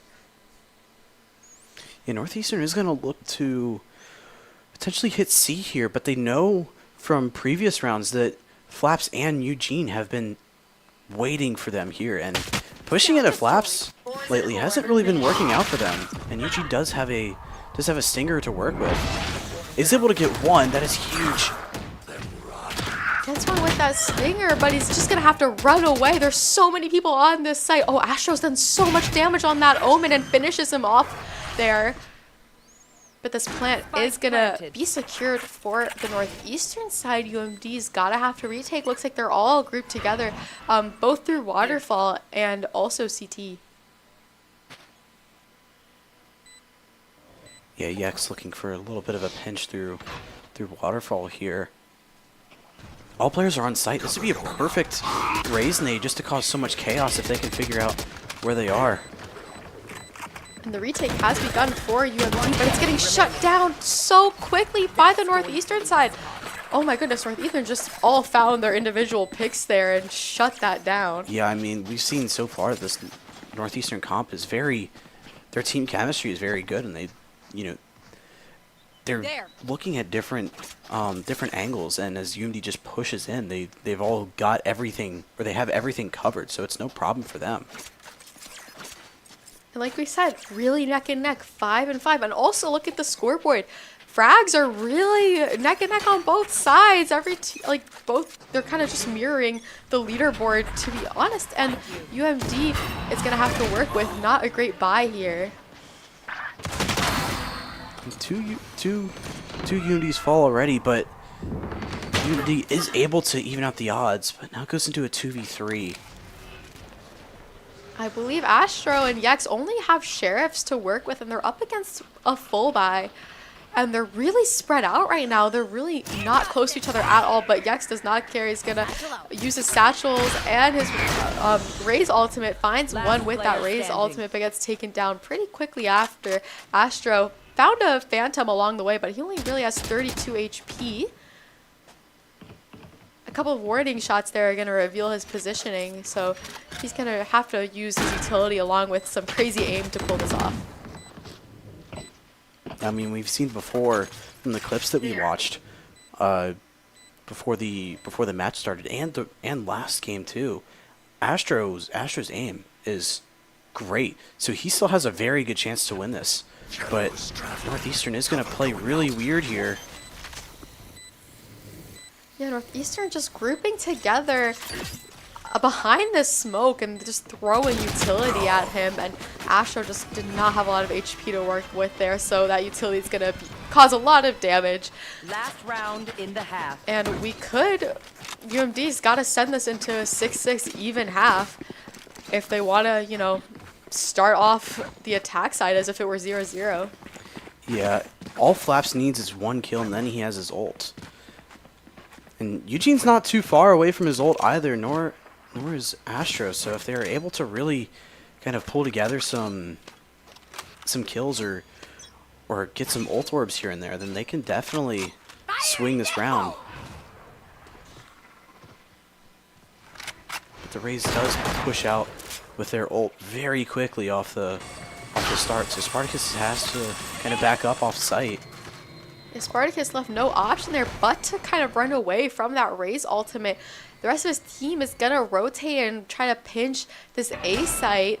3 actually on the flank for UMD. They're going to have to work around that KJ utility that's present there. And the KJ just in time got off of the angle. And they're just trying to trick team this KJ. They do find the KJ, and that's going to lead to a lot more space being taken on the flank side. Eugene takes down the duelist on the Northeastern side. Flaps does have his ultimate, only 8 HP though. One enemy remaining. And Yex and Eugene just both found their picks onto site, and that was a great retake from UMD, and we are at 6-6. Everything is all evened out as UMD decides to head on this attack side. Yeah, I mean, this attack side is definitely something to really watch for, because I mean, UMD does have the chamber. Flaps on the chamber. Chamber can act as a secondary duelist if you really need him to. All you have to do is set his TP down, go in sight, and then you have a get out of jail free card. And we really aren't seeing one player on either side dominate in terms of frags like we did previously. It was the duelists on both sides, Yex and Orca, just really dominating that scoreboard. But here, things have been a lot more even. I actually really like that, because I think we've seen a lot more like teamwork and a lot more just individual moments of brilliance on both sides. Yeah, I definitely agree. This game has been a lot about teamwork and just really making sure you can combine your util just to secure like a kill or something. UMD's gonna fast execute B-site. Yex satchels out, takes so much space with his utility, throws a nade for some extra security towards Breakable, but peeks through to follow up on the damage. His nade's done, find one, but he does get traded off of that. UMD has to be aware kind of all angles here that Northeastern could be retaking from, especially Breakable, as it looks like that's where 2 of them are double peeking out of. One enemy remaining. And now Flaps just has to find both here, but they're just going to double swing him, and that retake just fell apart for UMD. Yeah, I think Flaps is a little too late on the lurk. It was a really good idea, but it's just not fast enough. And the Raze being able to take his crosshair off of head level and distract him for a minute while the Fade cleans up and gets their 4th kill of the round. UMD forced to only really buy Sheriffs here, but they're not up against too great of a buy. There is a Hero Vandal on the Northeastern side, an Outlaw as well. So certainly not out of reach purely looking at the weapon matchup, but it's going to be hard for them without any shields or anything. Yeah, this Outlaw's going to be really deadly. They just have to be really quick and wary that there could very well be an Outlaw here. But it looks like they are, and they do get the kill. Eugene is able to take down the Outlaw, which is super huge. Because I saw a lot of, oh, there's only one light shield, but that's for the player with the Vandal. And now there's only 2 Northeastern defenders on C site, but regardless, looks like UMD might be rotating, or at least thinking about potentially going B or A here. And that's exactly what it looks like is going to happen. There's only really 1 defender on A site, so this might be the right play call. The Omen's going to throw up a one-way to try and slow down UMD. I don't think they've really made any noise, but with that Viper wall coming down, it's going to be very obvious what UMD's intentions are here. Fade Dog does find a UMD attacker. UMD decides to make the way out onto the site. Spartacus and NECC both get taken down, make that Eugene too. And now it's just Astro and Flaps. They cannot get out of A main here. Oh, Astro finds 2 amazing shots with that Sheriff, and to level things out in a 2v2, and site is mostly clear with the exception of this KJ who's going to make their way towards Heaven.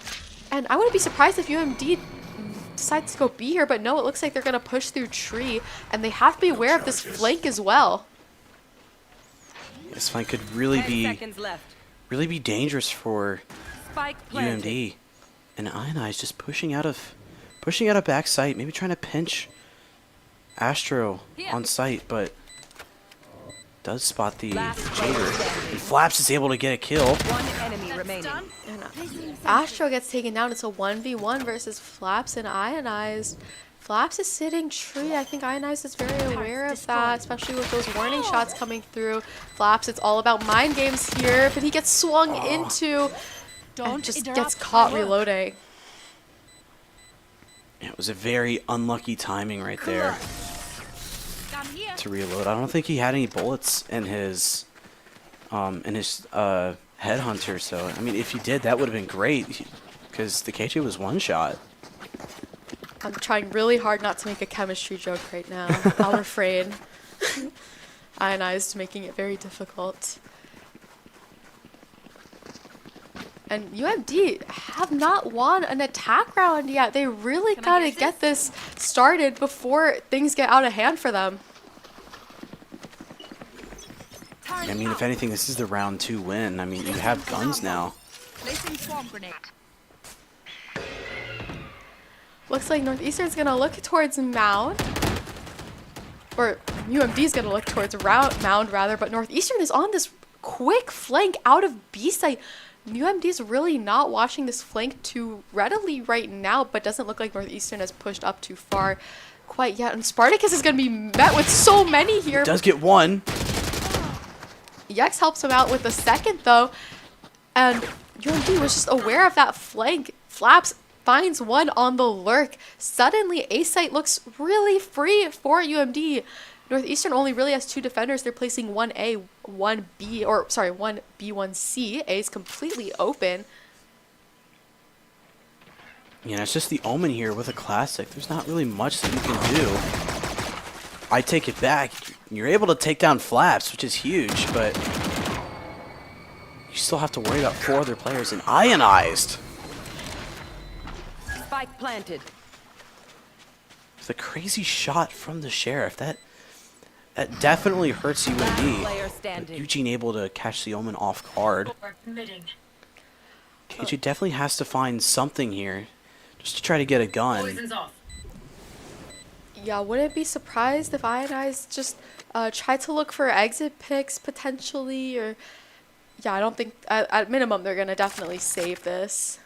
And finally, UMD looks like they're about to win their first attack round. Yeah, really smart to save from here from Ionized because, I mean, you get, what, maybe 1,700 next round, so as long as you're holding on to a Vandal, you still get more money in the end. And UMD able to save 3 guns and come out with the win.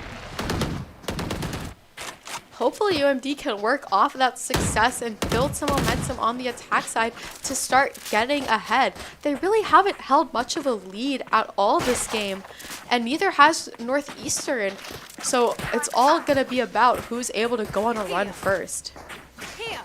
Yeah, Northeastern does have the Fade ult to work here. They might, I would assume they would use that for a retake, or maybe even an aggressive raise push. So it looks like they're just going to leave B all open. B is completely open, but UMD doesn't look like they're really hitting B at all. It looks like they're looking towards Mound yet again, but they could easily go B if they decide to flip that door, but instead it looks like they're going to invest that Sky ultimate to kind of scope out where the defenders are exactly. Flaps gets taken down, so that is yet another gun out of the game for the UMD side, and it does look like UMD has rotated towards B. This Fade on the Northeastern side only has 5 HP, so they can just find a wallbang or something on her. That would be huge.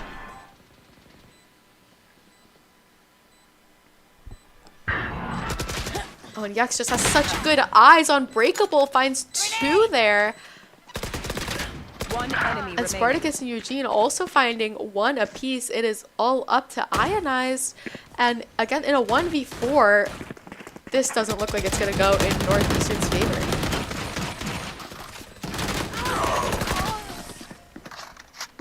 And Astra going in there just to take the bait and let the rest of his teammates clean up.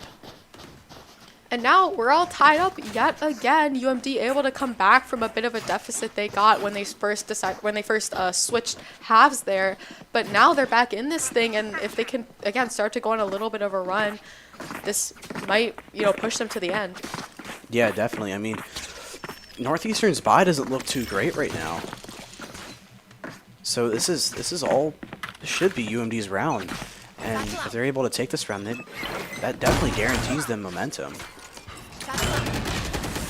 Oh, fast satchel from the Rays on the Northeastern side. It gets shut down by Flaps, though. And now it looks like UMD will take the A site. We're just seeing if they push up tree here. There is a defender just kind of sitting tree waiting for someone to push into them. Astro, his flash doesn't quite land and he pays for it as he gets taken down, and UMD just dropping like flies on this A site. What is happening? They lost to a Thrifty. That is not the round you want coming off of. Yeah, I mean, the Viper getting a 4K and just locking down A site and just using her util to play defense at the Sheriff. I mean, it's not something you would really expect from a buy round there, and I guess I did kind of caster curse it a little bit too. It's all good. It's been, again, really neck and neck here. If we're in for a nail biter, I can sense it. Yeah, if last game wasn't enough of a nail biter for you, you definitely have some pretty good games going on this evening.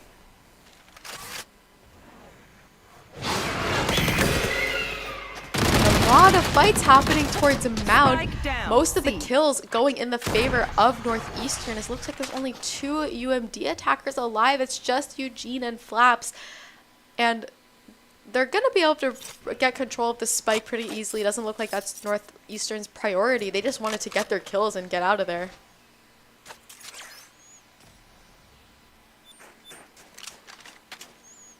So it's where will UMD decide to try and plant the spike? Are they going to try to get a pick C and then go there, or fast rotate towards B? Looks pretty open right now. Wonder if they have that read is the question. Yeah, they are going to be met with 2 defenders from Northeastern here. And Flaps just TPs at just the right time to escape with his life. Yeah, and like I said earlier, I mean, the chamber can really substitute as a duelist, being able to have just get out of jail free card. 30 seconds left. Looks like Eugene and Flaps are about to push through that smoke, and they have just pushed through. Eugene was able to find 1. Flaps does get taken down, though, which leaves it all up to Eugene, who invests his ultimate into this round. And Spike has to get planted sooner rather than later, but with the time ticking down, Northeastern can just kind of spray that because Eugene has to stick at a certain point. UMD going on a little bit of a bye here. We might see a timeout come pretty soon from UMD, maybe next round, just to kind of reset the momentum going into their bye round. But they definitely have to work something here, and NECC does buy the judge. This might be a really... They might be going for more of an aggressive play here. It looks like they're going to be going towards B. Yeah, it does look like B, and B would be the right call here because look how open it is with the exception of some KJ utility there. Other than that, B is pretty much theirs, and I think Northeastern has that read just about now as they're realizing there is nobody mound. Flaps is lurking on A site though. Not going to draw too many rotates that way. And Northeastern does have an Odin. Did not catch that to begin with. Enemy remaining. And suddenly, somehow, Yex is the only person alive, only with a judge in hand. And he also does not have control of the spike.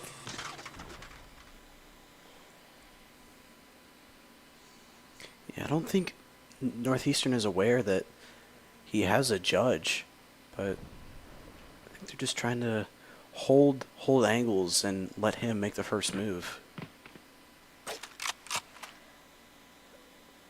I think Yex is just waiting for someone to peek out into him. He's pretty much accepted he's not going to be able to get this spike back. Turret out. 30 seconds left. So assuming Northeastern comes away with this round, UMD gets, their deficit is just continuing to grow, especially as Northeastern is starting to near 11, 10, 12 rounds under their belt. 10 seconds UMD left. just has to respond quickly if they want to prevent this from going into overtime.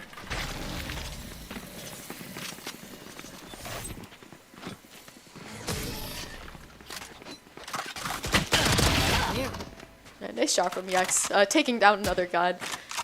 Yeah, NECC is able to secure a gun there. I think he was really worried about not being able to die or being forced to save with a judge and even a stinger. And yeah, I did say that we do have the timeout coming out from UMD. I think this is a great place to take a timeout.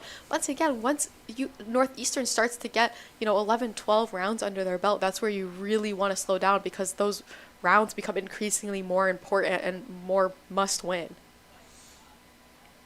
Yeah, I totally agree. I mean, UMD really has to do something about the aggression that we see coming from Northeastern. I mean, just about every round they're trying to fight for something like C main or just outside of C and mound.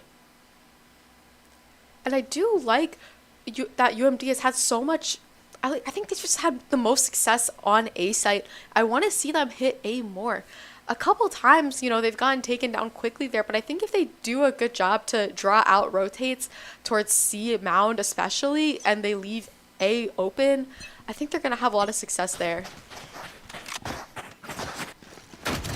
Yeah, they do have a Razel to invest in all these rounds, but Northeastern has 4 ults to work with. They do have that Viper ult and Razel and the KJ ult, which are in and of themselves very impactful ults. The Omen ult not so much, but still don't discount that. And UMD's going to run into a one-way onto the C mound, but that's not going to stop Yex from charging in there. Does get taken down by Orca though, and trades are just being handed back and forth. UMD is somehow able to land on top because Flaps found a 3K for himself. Gonna rotate out of C. Really careful of this. The spike is now in Northeastern's control. It is all up to Eugene in a 1v1 clutch scenario. I think he knows this KJ's positioning is gonna peek out and finds that pick on that KJ to win that round, and that is honestly a must-win round. Every round here from on out is a must-win round for UMD because they do not want to send this into overtime. Yeah, I mean, this is this is the match point in terms of the series for UMD. I mean, if they win this, they win the series, and it's coming down to a lot of these really close games, like 1v1s, 2v2s, and things like that. So you really got to be careful about what you do in the round and try to save your life as much as possible. UMD looking to be aggressive and C Mountain again. It's going to be met with aggression from the Northeastern side as well. Utilities being just dumped there, I can see on the mini-map.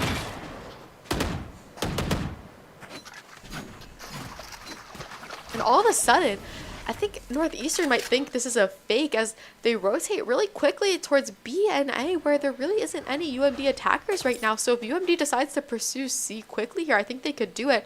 But instead, it looks like they're going to head B, which might not be the right play call, as that's where a lot of Northeastern defenders are grouped up right now. But Yak's able to find 2, though, regardless of being outnumbered in that situation. And I'm not sure if Yumi's going to go B here or fast rotate onto C. It looks like that is what they will do. And only this Omen is here on C site. Astro able to take care of him, though. And now UMD is going to be able to get this plant down with no problem at all and force Northeastern into a retake. Now, Northeastern does have 2 good retake ultimates to work with. So I'd be interested to see if they do use those. I wouldn't be surprised if they do here. I think they're just going to save this round. I mean, it makes the most sense. Both economies are still kind of on the edge of extinction, and you don't really want to get rid of this Odin either. Yeah, I think you're right. Just try to save that Odin and try to save those ultimates, I guess, too, if they need it. Because if UMD just continues to win these rounds, Northeastern's going to want to use those ultimates to really just become round deciders and put them at 12. Yeah, Flap's looking to maybe get this KJ that's in tree. Does get the KJ. And he's just trying to take down as many guns as he can. And, you know, that's all UMD needs. They just need more things in their favor. They need the economy to be on their side. And with that Odin saved on the Northeastern side, I think they know that that's saved, but they're going to have to be aware of that. And Astro is disconnected, so I wouldn't be surprised if we saw a tech pause real quick. Yes, here we are in a tech pause. And what do you think Maryland has to continue to do or change up if they want to take this one away? I think they really have to be really reactive off of these aggressive plays, especially by Mound.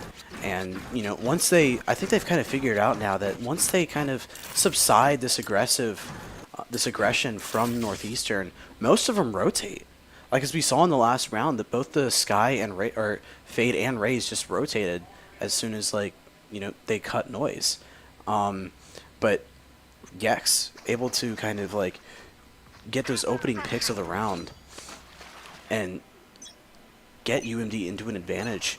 He's doing really well at it. And that tech pause is able to act as almost a mini timeout for the UMD side. They're able to just sit back and kind of discuss what needs to change and what they need to, keep consistent. If they want to come away with this one, they only need 3 more rounds in a row to do it. The Viper is going to be invested in here, and Gex does get taken down, but he's still able to do some damage to the Viper. And UMD is just pushing through this Viper pit, but the Odin is sitting in that pit. UMD is aware of that. They're going to be able to get together and find this Viper. A little bit of teamwork, and Astro is able to pull that off.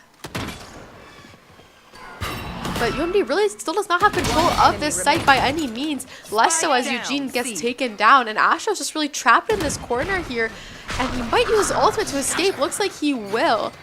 And he's just going to run to that A site, get that bomb down as soon as he can, and try to set up some sort of post plant. Spike planted. Yeah, I would think he would go towards heaven here, and he does. He gets taken down. It was a good play, but maybe a smoke would have been nice there. I mean, it might have been a little too readable if he smoked that, but just trying to get a kill and look for a pick just to kind of even out the odds a little bit more, because when you're in a 3v1, it's very unfavorable for you, because then you have to really play aggressive and not predictable in a sense. And now here Northeastern is at match point yet again, but we have seen this before. We've seen UMD come back from things like this, and they would have to win 2 right here to send this thing into overtime. Odin stays alive for the Northeastern side, but they don't have that Viper Pit to work with anymore. But UMD does have that Chamber ultimate on their side, thanks to Flaps. Bomb buddy out. And UMD's really not being aggressive for the first time in really a couple rounds. They're just trying to see where Northeastern is putting their aggressiveness, because they have been peeking out of Mound pretty consistently. Doesn't look like that's what's going to happen this time, but they're just trying to read it out, read where the util is, read where anyone who they spot is before they decide where to go. It looks like that decision is going to be made towards A site though. Yeah, Northeastern does have a lot of ults to work with here. This could be really bad for UMD, and Astro does get taken down. And this Omen is really just staying on this off angle, and I'm not sure if Eugene really wants to peek this at all. They are going to rotate towards C, but the KJ does pop their ult, and UMD just has to either find the ult or kill the KJ, and NECC is able to kill the KJ, but gets traded by the Odin, and the Odin kills Spartacus too. This is not looking good for UMD, and both players are detained. Well, that Odin just causing so many issues for the side of UMD. They're going to have to get that Odin out of that Viper's hands and hope she doesn't repurchase it, because honestly, it's just been such an issue in combination with her utility. And Eugene not able to get the spray transfer there, but we are going to map 3, and I believe map 3's Icebox. Yeah, so, hey, we are getting our money's worth out of this game. It's been such a competitive matchup. I'm really excited to see, who takes it home in map 3 on Icebox. Yeah, definitely. And I mean, we've seen in the past, UMD has been great on Icebox, so it's one of their stronger maps, too. I know we said that about Ascent and Lotus, but I think Ascent and Icebox are probably their top 2 maps. So this is definitely going to be a really good game to watch, so please stay tuned, and we'll be back after this ad break.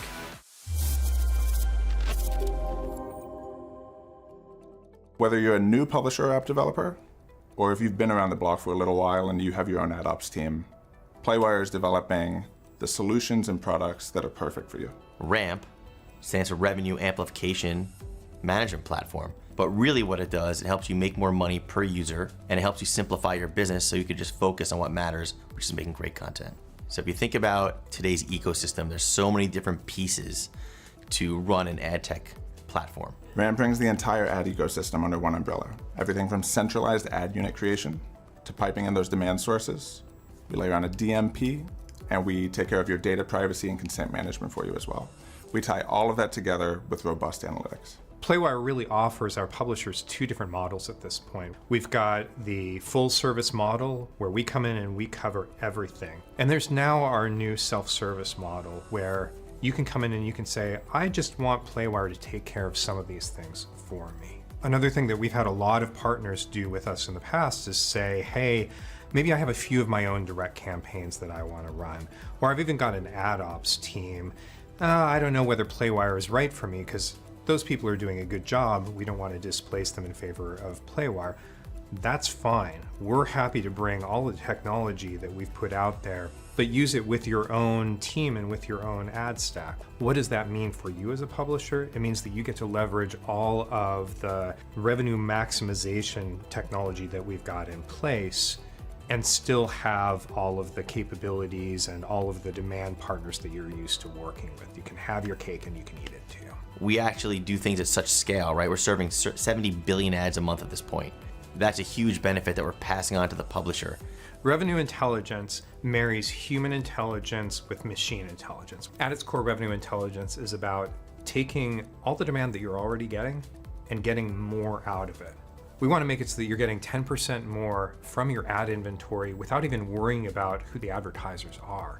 It's based on us going in and understanding what are the places where we can put additional price pressure on. There's all sorts of situations like this where you can eke out little benefits and add them all up. You're quickly at a point where you are getting that 10, 15, 20% uplift on your revenue without having made any changes in who's actually doing the advertising. Our DMP is built from the ground up to work in a cookieless environment and not use cookies to basically store, user behavior or anything like that. And it's built right into the RAMP platform. We can tell advertisers information about user interests, but also user behavior, do it on a massive scale, do it in that real-time way that we also do with our revenue intelligence capabilities, and also do it in a way where we can leverage the size of our network. We're trying to do everything that we can to show you every step of the process of getting an ad onto the page. That means that we've got much richer charts and graphs, a lot more ability to look at a piece of information and drill down on it, answer that question that maybe you didn't even know that you were asking. We're trying to make you think differently, actually, about your business, about how your business relates to advertising, and reveal all of that through the platform. So analytics are one big piece of it. It's a constant evolution. We're constantly updating our technology. We're constantly creating the future. It's a real challenge for publishers these days to navigate advertising technology. It seems like every 6 months there's some new challenge. And at Playwire, we make sure that we take all of that pain away from our publishers so they can focus on their core business of publishing.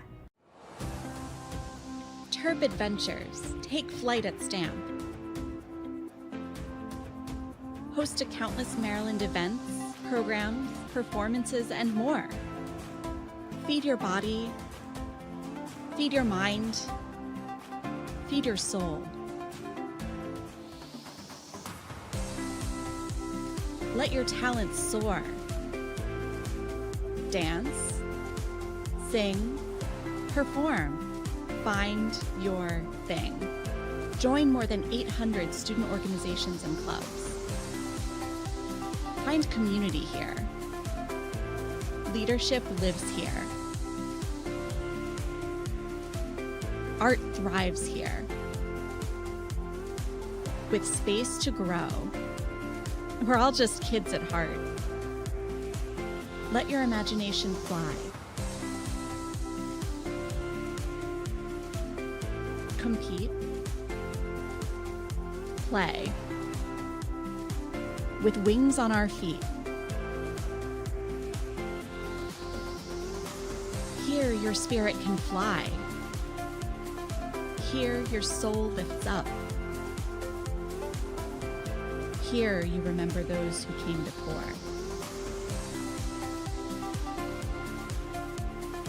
This is STAM. This is the Center for Campus Life, where Terp adventures take flight. You belong here. Come fly with us.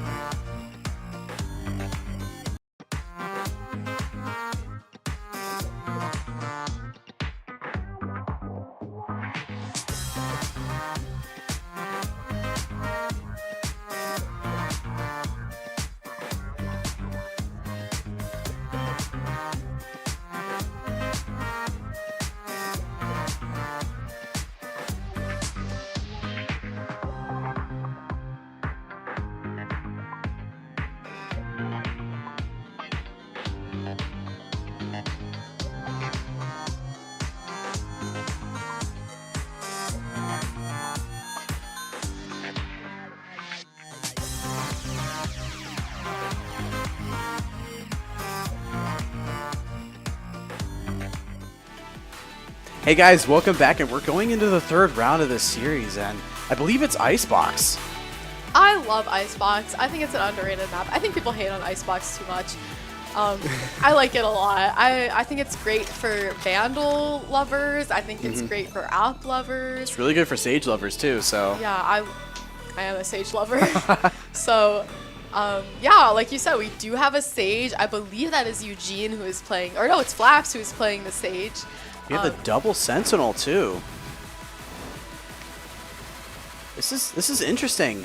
Seeing a single controller from UMD, and obviously it's going to be Astro. I mean, we've seen Astro completely pop off on Icebox before, so it's nothing surprising that he's on the controller. But the double Sentinel is a little weird. Finished. But ionized, really bringing it out fast. And Astro just met with so many here, is able to find one with that ghost, backs up, but gets taken down before you can find the second there. Flaps pushed up out of A site and runs into Ionized. I have the spike. Eugene here. Spike planted.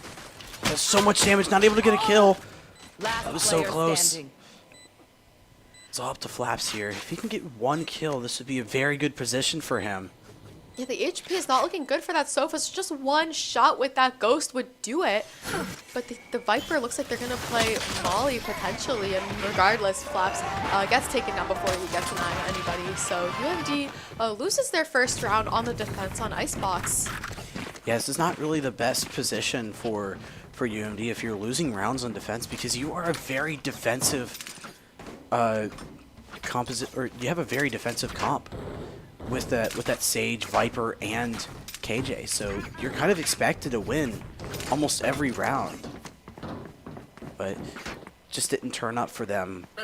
They'll get a chance in a couple of rounds when they have full buy. But this is going to be really weird because they gamble stack, but they gamble wrong, because Northeastern's going to be going A. They might just get the entirety of site here and forced to retake. I think you're exactly right. A is up for grabs for them for the most part. A few UMD players have rotated back there, but I think just a little too late, as Northeastern has most of site under their control. It looks like they're planting as well. Spartacus gets spotted on the flank here, so he's going to have to find that pick sooner rather than later if he wants to help his team out with this retake. And Eugene looking to maybe help him, but does go back. Placing swarm grenade. And Yex does get a really good kill. 2 kills too. That's huge for UMD. Yex does get taken down though. UMD has a slight numbers advantage, but not for long, as that Harbor is just causing so many issues for the UMD side. And all up to Astro, only 23 HP. Wouldn't be surprised if he just kind of ran away here, maybe died for economy's sake.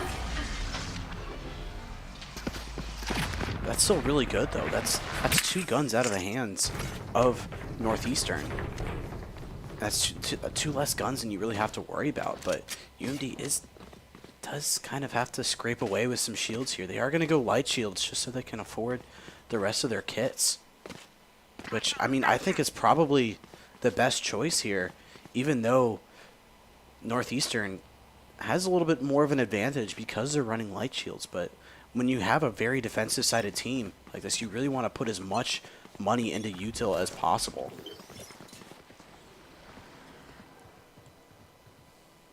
And there's only 2 UMD defenders onto B side, but this looks like it's going to be a fast B ICQ from Northeastern. Astro just kind of hiding in that corner, hoping that it doesn't get checked. Peeks out. Astro with a beautiful kill, but gets traded by the Harbor.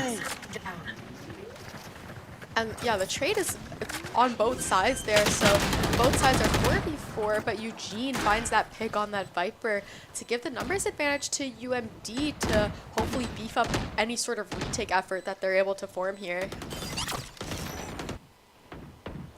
Yeah, they do have some agents they got to worry about in Harbor, picking off Flaps. And Yex is on this flank here. I think they are aware of that because there's like 2-3 players looking towards its direction. Regardless, he's able to find one off that flank, and now if not, they were certainly aware of that positioning there. They also know where Spartacus is, but Yex and Spartacus, the dynamic duo. Wow, what a good retake from those two. What good team coordination from those two. Yeah, that was very, very good. I mean, they have to be calling out both yellow, and then that gives Yex just enough time to just push up a little bit forward, push up and get a really good angle on those guys on yellow. And Spartacus was able to leave off with a kill, evening out the odds for UMD and giving them the advantage. And then Yex is able to clean up after that round, and very well played by the both of them. And now UMD has more guns to work with. I believe I saw a couple Vandals under their belt, maybe a Phantom, just more rifles in hand. Hopefully to be able to pull off some sort of decisive round win here, I think is what they need. And Astro here with a Guardian. Trying to look to play a little bit long range here. Astro is backed up a little bit. I think he just realized he was going to be way outnumbered if he decided to stand his ground on the site there. Maybe he's going to draw in some rotates. Astro gets traded on site. That's a Guardian down for the UMD side. Eugene just trying to throw in a molly, do some damage. Certainly does damage on that Sova, who was forced to stick that plant there. Flaps, though, gets that pick coming in from, right on top of Eugene, able to heal Eugene too. UMD has to be really careful about this lurker from mid. Ionize has caused so much trouble, but Yex takes down the Viper. One enemy remaining. They are aware of this, but they do have a safe plant. They do get the defuse off, but Ionize able to take down, I think it was Yex. But no matter, they still got the round win and are able to full buy next round. And they capitalize off of being able to finally get those guns that they wanted in their hands. They were just kind of struggling in the first couple of rounds, not being able to buy anything. Finally, though, they're able to purchase those Vandals and keep at least 2-3 of them. So let's hope this is the start of a run for the Terps. Yeah, definitely. And Yex has already has his ultimate, trying to build up that economy. He might even go for an op later on in this game. I mean, we saw him in Ascent absolutely demolish with an op. We know what he can do, and Eugene's gonna get a kill here. Astro follows up behind him, gets 2. This is huge, but Astro's got to be aware from behind and main. That's 2 guns for Northeastern, and UMD forced to retake from here. Great picks for Astro and Eugene, though. Regardless, Astro got taken down, but just great early round presence from the both of them. Ultimate is invested for Yex. He has his jet knives out. That's going to help in UMD's retake efforts, along with the Sova utility that they do have present. One thing that is certainly not going to help in their retake efforts is that KJ ultimate. Looks like Flash is trying to at least half it. He halves it, and then he runs away, which I think is the smart decision, but that ultimate is taken down by Spartacus's ultimate. And that was a great use of utility for the Terps there, for UMD. They just, really use that Sova utility perfectly. Yeah, that was a very smart sage wall from Flaps there, just to block out whatever damage that he might have taken if they were to push out. And I mean, UMD's got to be happy. Northeastern used 2 ults. That's huge, because now UMD has 4 ults to work with. All of them are very, very impactful ults. And Yex has purchased an operator and light shields. Really excited to see him with this gun. I think he's going to be holding A site with it. It doesn't look like he's going to spot anybody yet, but Astro is the one to actually spot people. Backs up behind yellow after finding his first pick there.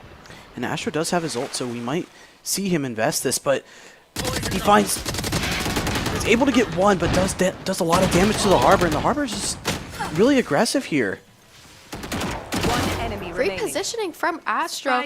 Flaps from mid, though, able to take down any remaining people onto the site. All up to Ionize. Ionize does find Flaps and look towards Snowman. And I think Spartacus is really just waiting for Yex to get his positioning here, and that is exactly what's going to happen as Yex is able to keep that operator. Yeah, I mean, once the KJ kind of faked the defuse, I think that's when Yex was like, okay, you know what, I have time to push up. Even if he faked the defuse, there's still plenty of time to get an angle in mid, and he got it right. His game sense was just on point, to the point that he was able to just line up his shot before the KJ even peaked, and he was just expecting it to happen. UMD holding a 2-4 lead.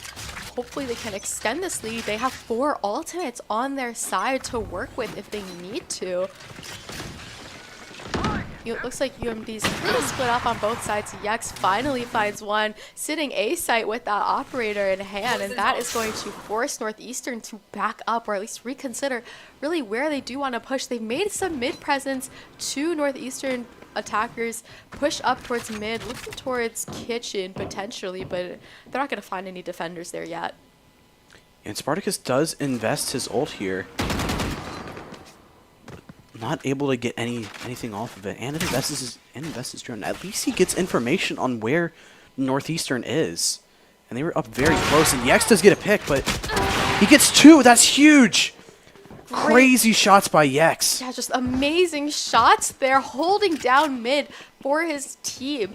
You know, he could have just, if he died there, Northeastern would have had all that mid control. They would have regrouped towards B site, but now they're left to go into Astro, but Astro does get taken down. Harbor Wall comes down for Northeastern. That's gonna give them a lot more protection and make it really hard for Eugene to take on that site. Harbor Ultimate also invested for the Northeastern side. Spartacus just sitting Snowman. And Flaps also does quite a bit of damage from mid there, but regardless, the Sova just hangs on for dear life, finds 3, and now he's forced a 1v1 against Yex and his operator. Oh, Yex looks like he wants to keep this operator and play it in this round. And Yex, beautiful shot!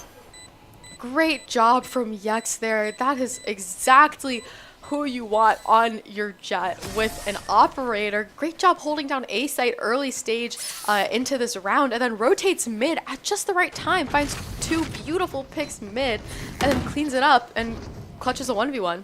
Yeah, I mean, Yex on that op just proving who his main really is. I mean, we've seen in Ascent that his main is really Jet. Using this op to its fullest extent, it's just immaculate. It's really, really fun to watch. And now Northeastern will take a timeout to stop the bleeding, because UMD has been on a bit of a run here, and they still do have 3 ultimates to work with, and their economy's gotta be looking great after winning these last couple of rounds. Yeah, and the Sova on Northeastern does have his ultimate back. I'm surprised he didn't try to play for that last round. It might have, actually, now that I think about it, it might have really been detrimental if he did, because then that gives Yex so much time to just close the distance on him. But I mean, they kind of have to take a timeout here. I mean, UMD has so much momentum already, just following from Yex. I mean, Yex has been a very impactful player so far. So has Spartacus, too. Spartacus has been really pulling his weight and more. And hopefully UMD can just keep whatever they're doing up. It's been working out for them so well. I think particularly what they've been doing well is their retakes. The spike has been planted most rounds from Northeastern, but regardless, UMD's retakes have just been so strong. I think we might have a little bit of a tech issue here as we don't really have sound. Oh, there we go. Ask and you shall receive. Game audio is back. Yex is also back on A site with that operator. Finds one to start things off with it. Dashes out to safety, is out and looking for another. Hungry for someone else to peek into him. Might find it with his Harbor, and yes, he does. Spike gets taken down, but quickly picked up by that Jet on the Northeastern side. And Astro able to get one, but does give a lot of space to Northeastern. Eugene gets taken down on that B site. That's going to draw so many rotates from UMD to head towards B site. It works out as Spartacus able to take down Ionized towards Snowman, where Spartacus has really been comfortable playing towards that Snowman side. And all Orca has is just a Marshall, nothing to really work with. He does have a little bit of his utility and a sheriff, but that's going against 2 rifles and a knot, but he is able to secure a vandal. 30 seconds left. He's just trying to get a plan here, but Spartacus is making it really hard with his Sova darts. Flaps looks like he's about to peek up into him, and he does exactly that and finds that pick and secures that defuse for the Terps. Yeah, even though Northeastern took a little bit of a timeout, I mean, UMD just says, no, we're going to slow down too. It doesn't matter how much momentum they gain. They still have complete control of this game. And like I said before, I mean, they do have a very defensive comp, so they should be winning most of these rounds, and they are.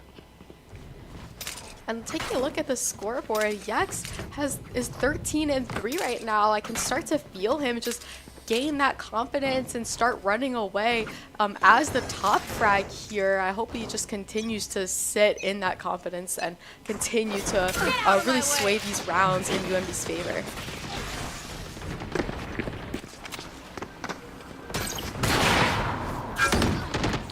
Flaps able to take out the Jet with a very, very good peek.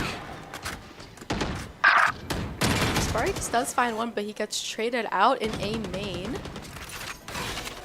And Yex gets pushed off that angle with that KJ molly, so he's just kind of sitting backside.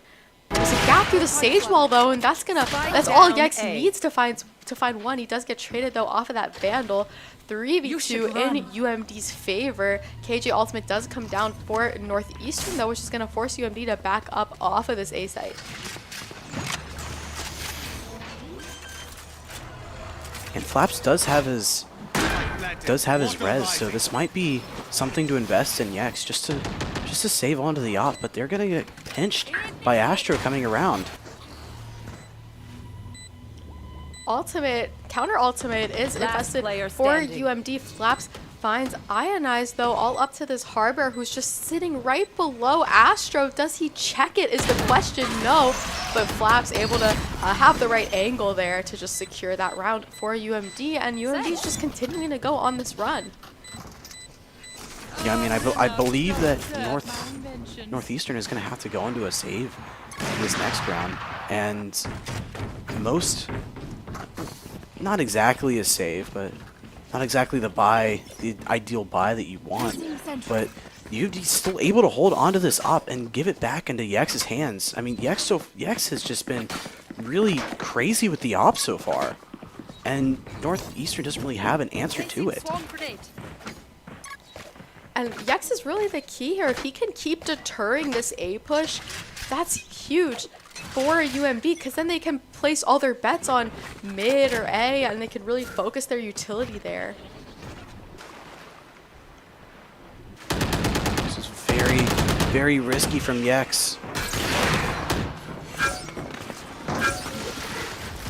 And Yex does have to back up. Flaps pops that Sage Wall just for a little bit of added security, buy them a little bit more time. It's going to be broken by that enemy Sova ultimate though. I suggest you move! And the Duelist on the Northeastern side just pushes through, finds 2 UMD players. Ionized caught at a bit of a weird angle there. Astro peeks out into him, finds that pick there. And now it's up to Astro and Flaps to push together. Enemy remaining. And Eugene gets taken down by Orca. Astro on the flank, but his position's pretty revealed and not able to do much because of it. And Northeastern has put a stop to this UMD run. And the question is this where Northeastern gains their momentum and finally they have, weapons, full shields in their hands? Is this where we see Northeastern start to cause some issues? Yeah, I think it was very smart not to bring in the op into this next round, because then that's just another way that Yex can get his hands on an op if they win. There's no reason to have 2 ops, and especially on attack on Icebox, the amount of corners, really close corners that you have to clear, it's not really that smart to hold an op, but they are going to invest in 5 Vandals going into this round. They do have 1 ult to work with, the Viper ult. This could be very big, especially if they land on and finish on A. lot of mid presence for UMD. They're gonna triple swing out and find so much success doing so. Meanwhile, bomb is gonna be planted on A side. Viper Pit invested to help that bomb get planted. Now UMD's gotta retake and work around this Viper Pit. They did it before on Lotus, but are they able to do it again? It's gonna require a lot of teamwork, a lot of coordinated utility usage.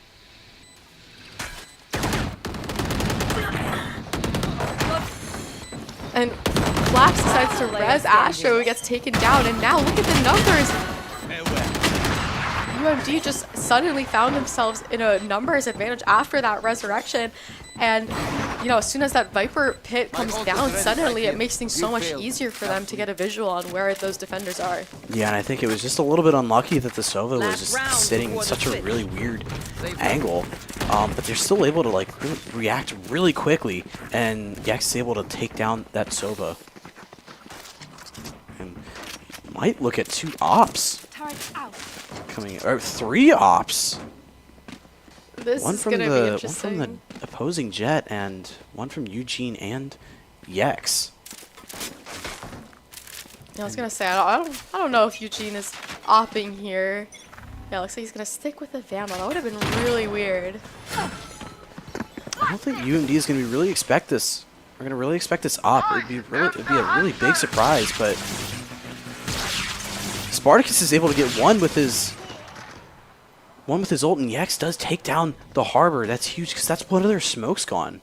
And NECC has popped out those Jet knives, and Northeastern does have control over the spike again. Looks like that Jet on the Northeastern side is going to regroup with the rest of their team towards B site, but they're going to have to get through Astro first if they're going to plant on this B site. Eugene is also there to help him just kind of defend a little bit better, get two eyes on these attackers. Eugene gets traded there, but UMD just has still a decent amount of numbers to work with. Astro's trying to pop out and find one, finds one. Oh, Astro finds both! What an insane shot from Astro. What an insane spray transfer. Just like, oh my gosh, so many words can be used to describe the brilliance we saw from Astro there. Yeah, I mean, he just went into that full confidence, even though there's a Jet with an op, and he just sprays transfer. He makes it look so easy. Great job from Astro. Hopefully that just stops Northeastern in their tracks and shuts down any sort of run they might gain from that. And now UMD has swapped sides and they're going to be on the attack. Yeah, I think one thing we can expect from UMD here is to kind of play on a default. Because they're running 2 Sentinels, they can have a really good post plant here with the Sage and the KJ Mollies for post plant, as well as the Sova darts too. And they have like a crazy post plant. They just have to get on site. Looks like they're gonna try to get B for their first site execute. Doesn't quite work out as they planned, and this Jet on the flank is gonna be such an issue for them as they're able to take down 2 UMD players, but Spartacus stops them in their tracks. But the damage has certainly been done on the UMD side as they really only have 2 people to work with. They still do have control of that spike. It looks like they're planning on re-hitting B potentially, but Northeastern looks like they have really good eyes on all parts of the map. Yeah, Northeastern does have a huge advantage here, not just in numbers, but in terms of agent composition. They have their 3 most defensive players. This is not the most ideal position for UMD going into this 2v3. Right there. I think they're kind of expecting to see a B hit here. Poison's off. And this Viper wall is going to help UMD get their way onto site, but it looks like they're just kind of sitting main right now, starting to just push up now. 30 seconds left. Play call is going to be there for the Northeastern side that all the UMD utility and the plant is onto this B site. That's going to draw so many rotates in for Northeastern. Yeah, it looks like it's up to Astro here to get the first bit of contact. Does make a little bit of contact off the yellow. He's just going to try and spray though, but I think they have enough corner to hide behind. So spraying might not work in this case. Astro just trying to buy more time, but just doesn't work out in his favor there. It was a little outnumbered with the double swing in that case. Yeah, and the bullet spread definitely wasn't working towards his advantage because it was shooting all around Ionized head, and that was not really the best thing you could look for going into that round. But Northeastern able to take the round, buying up here. UMD is just going to force a couple of shares. Maybe looking to save their more important agents. Oh, well, maybe not, as Flaps buys a Sheriff and Light Shields. Yeah, but overall, it doesn't look like they're going to have too much of a buy to work with. And they're going to be met with just like a couple Spectres, a couple Bulldogs on the Northeastern side. Yeah, don't discount these Sheriffs, though. I mean, we've seen the past couple rounds that these players are very skilled with the Sheriff. And UMD might just have B site here. That Viper Wall just did such a good job at really cutting off that site for Northeastern, but Spartacus gets taken down by that KJ Molly. That's going to hurt in terms of post-plant utility available to UMD. Flaps might peek out of yellow here into Orca's crosshair, and he peeks out but doesn't get picked off yet. But spoke too soon, as Orca is able to find one with that Marshall, and Northeastern has found 2 successful rounds on the defense so far. Yeah, and then as I'm taking a look at Orca's money, I believe that they might even try to force an op pretty soon. Yeah, I wouldn't be surprised. Maybe next round, yeah. I would not be surprised considering how much Northeastern struggled with Yex's op on the defensive side if they would just kind of reciprocate that same play call and give that op right back into Orca's hands, as he was so good with it on Ascent especially.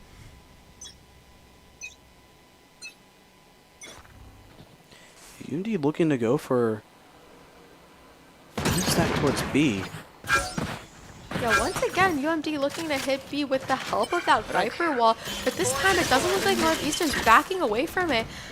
And that Sofa Dart gets shot down, so I don't think they're aware of the Sniper's positioning, but it doesn't really matter as it looks like they're going to just back up anyway.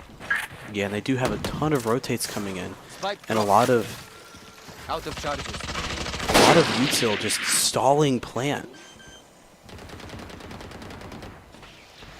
And that Sage Wall is going to help them get that plant down, but Flaps gets taken down with a Bulldog. But Spartacus responds as he has his crosshair aimed towards Snowman. Yex also looking in that same direction, finds one for himself, but gets killed quickly after. And UMD's got to have a response for Ionized here. One enemy remaining.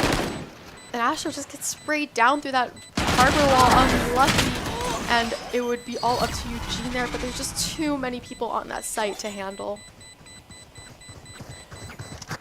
Yeah, the defuse is coming in really close. If UMD was able to just stick it out for a couple more seconds, they would have had that round. But it's looking like this game is in Northeastern hands now, because they've won the last 3 rounds. So UMD has to find something to kind of push back the momentum they're gaining. Maybe even hopefully in this next round.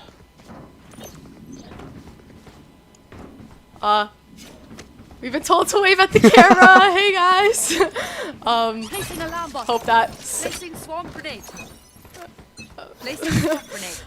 Hope that satisfies. Just so you guys know, we can't see the chat. Just to make things clear, we don't know what's going on in there. So just to throw that out there.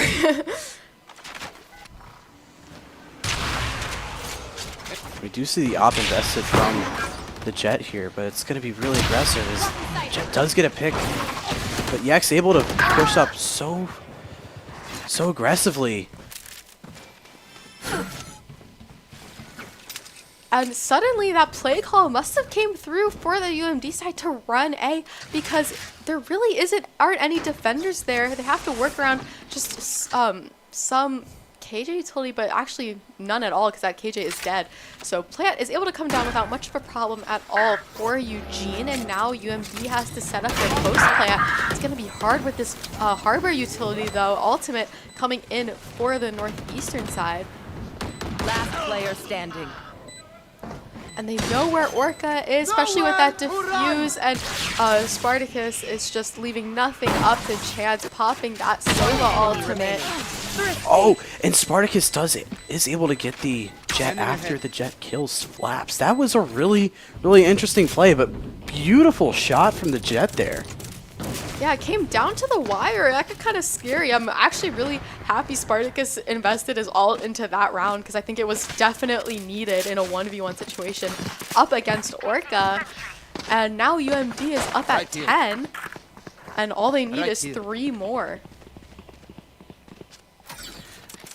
Yeah, Northeastern doesn't really have that ideal of a buy. I mean, the Jet and the Jet and the Viper really have to kind of play with what they have, but Jet's able to use her knives. Gets taken down by Eugene. You will not kill my ally. And the res comes through for Flaps yet again, and UMD just somehow end up way on top this round. Everybody just finding their own individual picks there. Plant's going to be able to come down without any problem. Wouldn't be surprised if Ionize just kind of looked for exit picks here, but Astro looks like they might try and pinch them. Sage killed. And Astro able to take down Ionized from Kitchen. Flaps was taken down, but it's not too big of a deal. I mean, that's another ult point towards his res, and he still has a lot of money to work with. The entire team has quite a lot of money to work with. I mean, they won the last 2 rounds, and you know they've been able to save a lot of their guns, and now they're creating a lot more momentum. Placing swarm grenade. And UMD is just so close to closing this out. They just need a couple more decisive rounds under their belt. Looks like they're going to head towards A site, which they found success on, especially recently.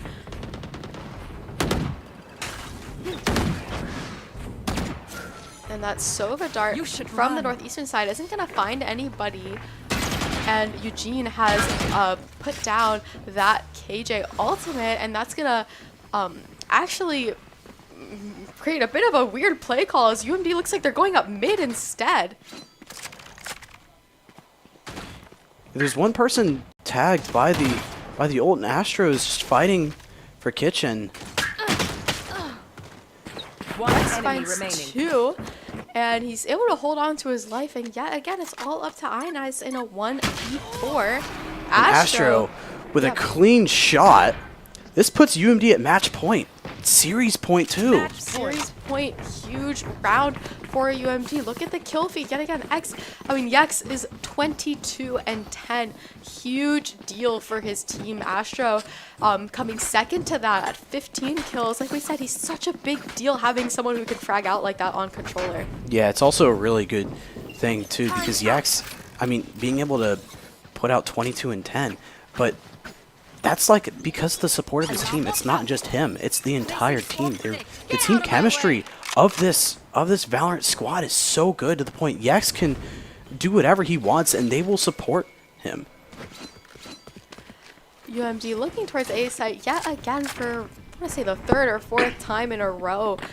Not really heavily contested by Northeastern at all. Maybe one person sitting up in heaven they gotta worry about, but other than that, they're pretty much good, and they're even better off now that Yex has found that kill using his ultimate, and Astro has put down this Viper pit.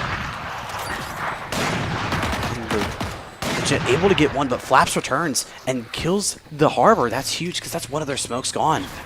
They still have the Viper to work with, but this KJ ult might be really, really detrimental. Yex has got to do something here. He's gonna peek out with his and he does get the Jet. One enemy remaining.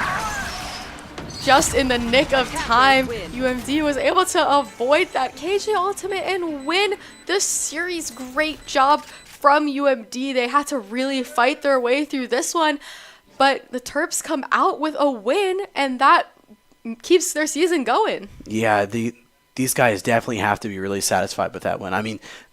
This entire series was such a nail biter. The overtime comeback in the first game and the second game as well. Like both were, I'm on the edge of my seat just watching this. But all 3 games were really good, and congratulations to the Terps in advancing. I believe they're going on to semis now. I think this was quarterfinals, so now they're going on to semis, which is really huge for this team going into the NECC Nationals.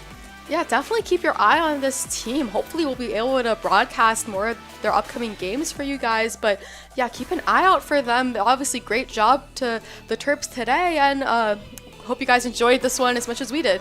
Yeah, and definitely stay tuned for Thursday streams for the Overwatch League, because the Overwatch team is also doing fantastic in the league. I believe they're also in semis right now too. So congratulations to a lot of the Terps teams. I mean, we've been doing really well. Yeah. So. Well, we'll catch you guys to the next one. Thanks for tuning in.